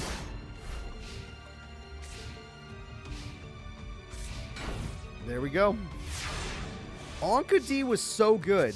She got like either top 4 or top 8 against subscriber decks. That should have been that should have shown you guys how dangerous she is. Some of those subscriber decks were busted. The Woods tournament was crazy. Hot agreed, okay. Harpies, normally we would freak out, it'd be amazing, it doesn't matter. Dimensional Fisher exists. She has another one. She just has another one. And she can refill. She's gonna refill. Just for a few attack points. No, just DD Warrior Lady. It's over! Anka D easily demolishes the opponent. Strings is knocked down.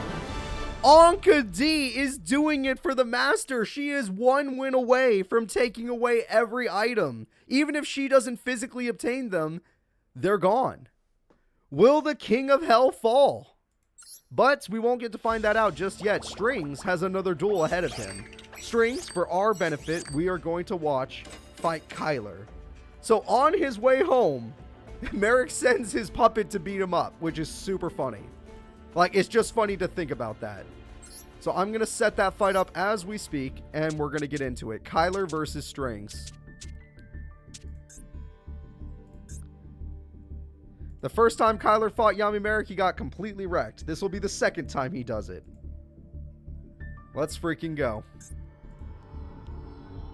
Kyler versus Strings has begun.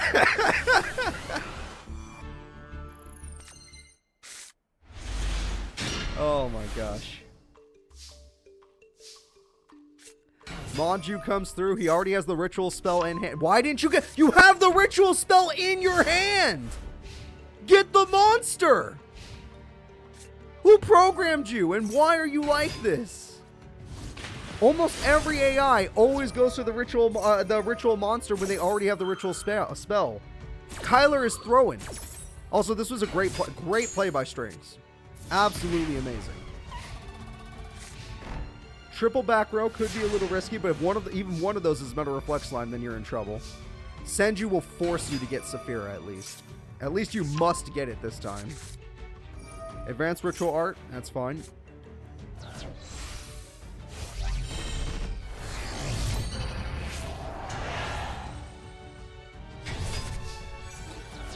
Alright. The Germ will die, but that just gives him a Supply Squad, which buffs him. And Revival Gem will just come back to be tributed if needed.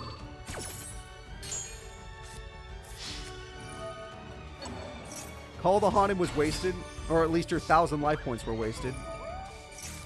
Draw 2, throw away 1. Yep, that'll do. Pot of Greed, that's really strong. If you can get out Slifer, it's worth it. Card of Safe Return is good. Slifer is less worth it now, but totally, like, good still. TT, brutal. Brutal TT right there. And Saphira saves the ritual spell saves Saphira. And Premature Burial ignores it. Shit. And Card of Safe Return. Shit. And 2 gods are better than 1. 2 slimes are better than 1. Strings is the master of slime. And he is doing it. The Master of Slime is defeating him. If he summons Slifer and wins with that attack, the entire match is over. However, Magic Cylinder exists.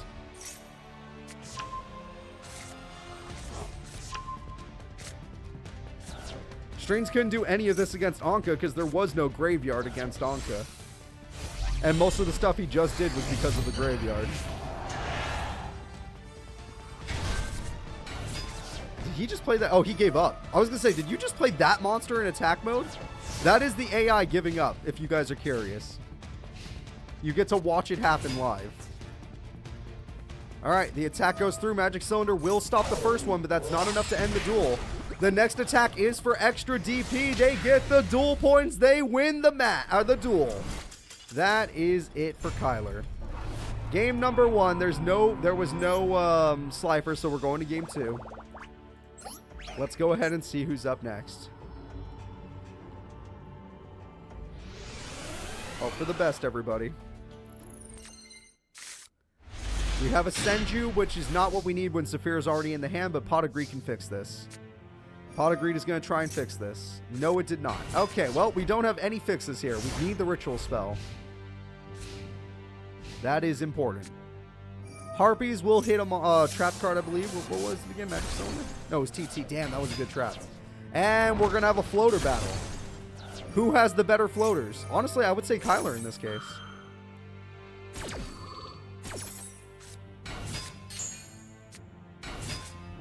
All right. Kyler is going to get another card. The good old-fashioned floater crash. We've seen this a lot in Master Era. Shining Angel. That's the last of the rats, but that's not the last of the angels.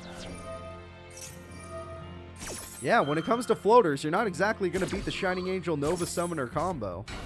Manju's a weird choice. Nibblebamanga is not so weird.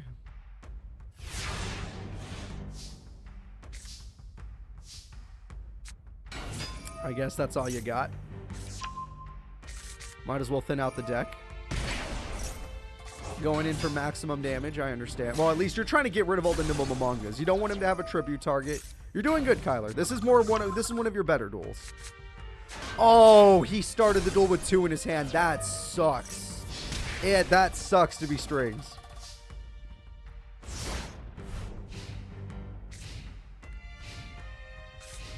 We have a set. That's always good, but Harpies will deal with the trap. I'd just probably call the Haunted if I had to guess.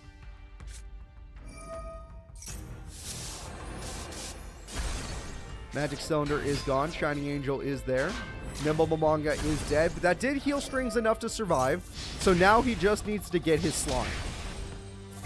Or else he'll lose a duel to Kyler. If Kyler takes a game on him, that'll surprise me. Strings took down a high mage today. Well, so did Kyler. Shit, I don't know. Pot agreed. Okay. Strings gets his pot. Strings gets his pot. Revival Jam is hilariously stronger than every card on the field right now.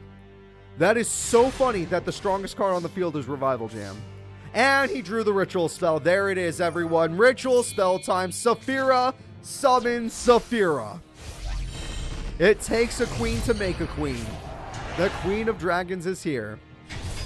And all 5... That's useless to play him in attack mode. All 5 monsters are here. Metal Reflect Slime saves the day. If it wasn't for that, the duel would have ended. I would have assumed dead as well. Egyptian God Slime is here. Premature Burial is here. Rat? Interesting choice. Reactor Slime is here. Didn't even summon the tokens. Finally putting some damage down on the kid. There we go. There we go. 2 of these things. Should have just kept Manju. Saphira is weaker. The Egyptian God Slime is controlling the duel. Game 2 looked like it was going to Kyler, but now he's in trouble. The attack goes through. Goodbye. Shining Angel stalls for time. The Egyptian God Slime goes through. Nova Summoner stalls for time. The Trillions! Alright, you get a Saphira and a Ritual Spell. With the Trillions. Alright, attack goes through. You need Ritual Weapon. That needs to be your next top deck. Or Raigeki. If you haven't already used it. You can make another Saphira. They can't kill both your Saphiras. That's the good news. Unless they get Slifer, they can't kill both. Alright, Heart of the Cards. 2 cards, and he has Preparation of Rites. He can have a 3rd Saphira. Oh, wait, no. I think the last one's in the grave. Never mind. Card of Safe Return is funny. The attack goes through. That's not the right target. That was the worst target possible. You're lucky that even worked. Okay. Preparation is unusable here. Nova Summoner is going to try and stall for time.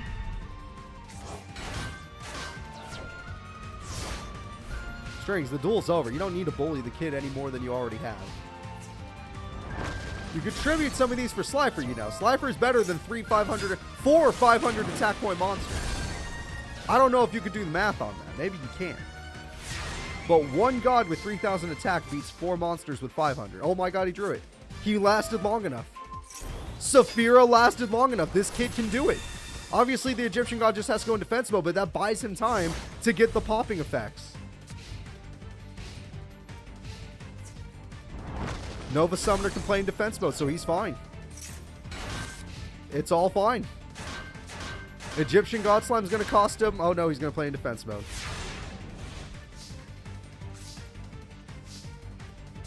Okay, we have a set. Oh yeah, there's a chance he doesn't have Slacker, but he has 3 in his deck, so odds are he'll get it. Are you going to attack with a slime for 500? That's so dumb. Your life points are way too low to be doing that, Strings. Your life points are way too low to be doing that. Yep, none of these cards matter anymore. He's going to deck out. That'd be so sad. Yep, there is a trailer. So after the grand finals, remind me, there is a trailer. Pot of Greed comes through. Slifer, there's no way he doesn't have Slifer. He's just being weird. He could totally use it right now. We've seen him use it today. He won with a match-winning Slifer effect today. Use it. We don't need a lore reason. There's no way the cards would be usable without it. It's a quality of life reason. He threw it away. So you had game the whole time and you threw it away. We saw that, right? You saw that, right? So does that mean, and I'm asking for a friend here, that he intentionally does this for deck out victory? Because you could still lose. One Geki. One Geki is all it takes. Well, now if you get Slifer, it doesn't matter. You'll lose. I bet you now he'll summon Slifer now that he has a way to lose the duel. Okay, we're fine. Fine. Yeah, no, Kyler, you're about to get dusted.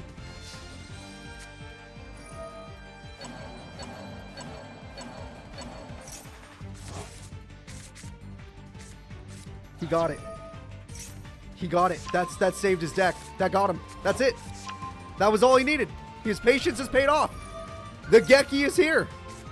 You're going to wish you summoned Slifer a long time ago, you dumb son of a bitch. 4 cards left is all he needs. The third Saphira has risen. That's 3 Saphiras. 3 queens. 1 ritual weapon. No chance. Game-winning attack goes through. Call of the Haunted cannot save you. Well, actually, yeah, that actually does save him. Never mind, that does technically save him. I forgot that was a target. You know, Slifer, you still have 1 left in your deck somewhere. Why did you do that? You're a weirdo. You still have 1 left in your deck somewhere. I'm just saying, you could totally do that.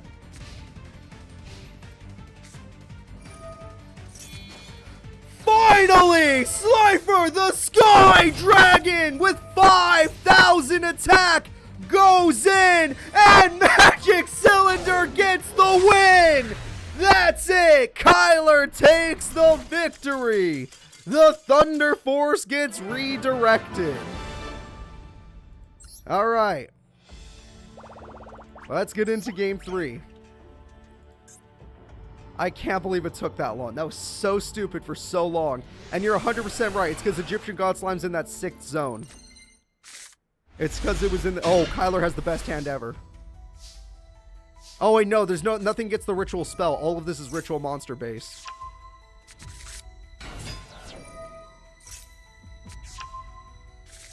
Alright, there we go. Strings won the first duel, Kyler won the second duel. Okay, attack goes through. He lost ritual weapon forever, by the way.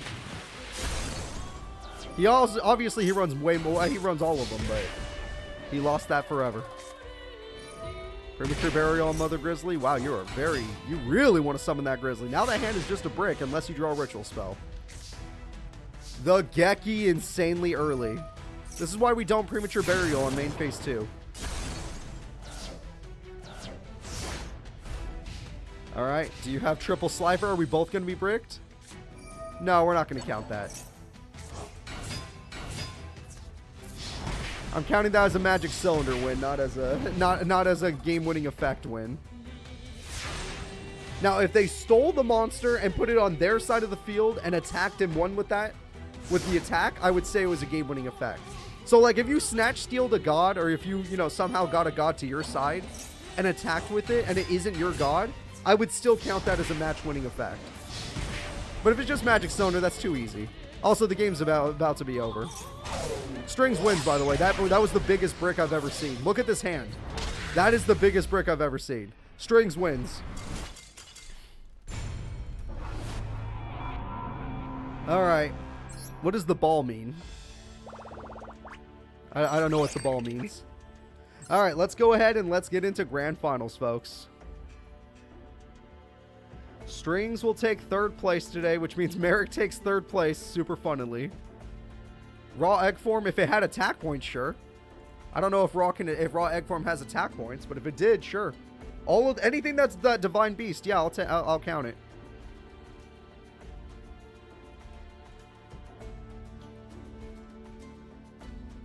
All right, Yami Merrick and Anka D, the grand finals of the day. If Anka D wins, she does as she promised. She took the rod. If Merrick wins, he will be the protector and will get to keep his rod. And he gets to take his city. And he gets to keep his city.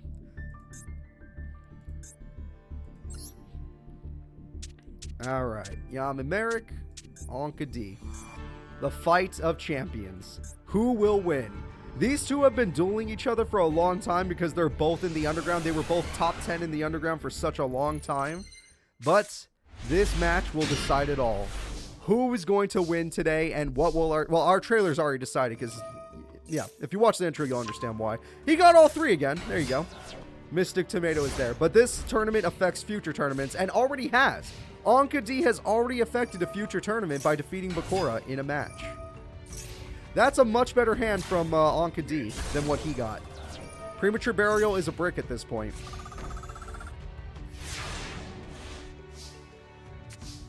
That doesn't help. Yeah, no, that's a bunch of bricks.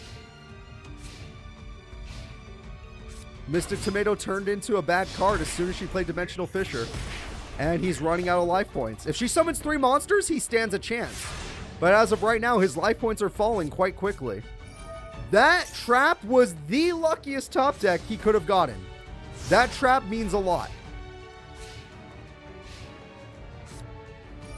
Oh no! Anka D with the Harpies destroys the trap card, heals a bunch of life points, and puts Merrick in a terrible, terrible position.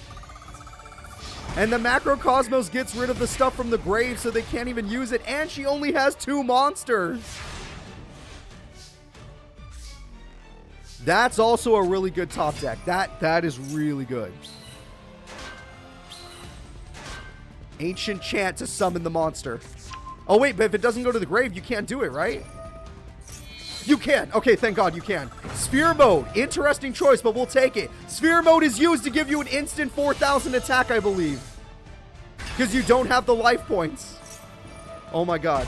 Oh, good play. Okay, good play. We'll take it. Oh, but he can't beat Destroyer. Raw is nothing in the face of Destroyer or Assailant. Destroyer sacrifices 3,000 measly life points to destroy Raw. I think Phoenix only comes back from the grave, not the hand, buddy. Phoenix only works in the grave, and there is no graveyard when Anka D's involved. The true Sun God is desperate. That doesn't work either. There's nothing in Millennium. You can't do it. There's nothing in the grave. Yami Merrick is going to get wrecked in game 1. You love the graveyard? Well, I love the different dimension. That is crazy. Game 1 is dominated. Completely dominated by Anka D. Let's get into game 2. This could decide the future of the Master Era itself. Is Anka D so strong she's gonna knock out both Millennium item users with her own hands? Ancient Chant. Get that in the grave while you still have the chance. Get that in the goddamn grave. Yep. Yuragido is sadly used that way. That is brutal. Brutal start. Amazing start from Anka D. Anka D once again gets an amazing start. DD Warrior Lady goes for the heal, banishing the monster. Guaranteeing no triple tribute. Best start Anka D could ask for. Revelation, I think it needs you to throw away a card to the grave, so that doesn't work. And all your cards are banished now.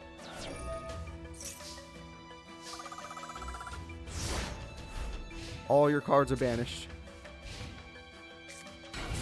DD Destroyer goes in for free damage. Reaction, a Guardian Slime is at least going to try and help, but Guardian Slime can't go to the grave, which means it can't get its secondary effect. It can get its primary effect, where it can get you a Metal or an Egyptian God Slime, but the secondary effect is nothing. Ancient Chant is going to try. This was, like I said, you had Ancient Chant. But Ancient Chan is wasted because he realized he didn't have enough attack points because she's healing. Oh, that card's weak for now, but it's going to get stronger with time. All she's doing is healing. She still has above 8,000.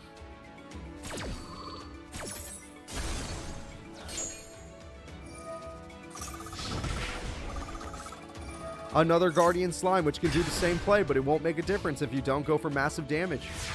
You need an insane amount of damage, and your life points aren't even close to hers. Egyptian God Slime returns to the field. For each card you use, you're healing her by 500. Every time you use a card, you heal your opponent. Ancient Chan goes again, but like I said, every time you use a card, you heal your opponent. Here comes Ra! The Egyptian God card Ra is here. It has a 10,100 attack stat, and Ankh-Kadi has taken down Yami Merrick! 10,100 means nothing! Absolutely nothing to Ankh-Kadi! Merrick's rod has disappeared. The King of Hell is now in Hell. Yami Merrick has fallen. Yami Bakura has fallen. Everyone has fallen to the might of the visitors and the traitors. That is it. A brutal ending for all of our viewers that are hoping that even some villains could stop the other villains, but they could not.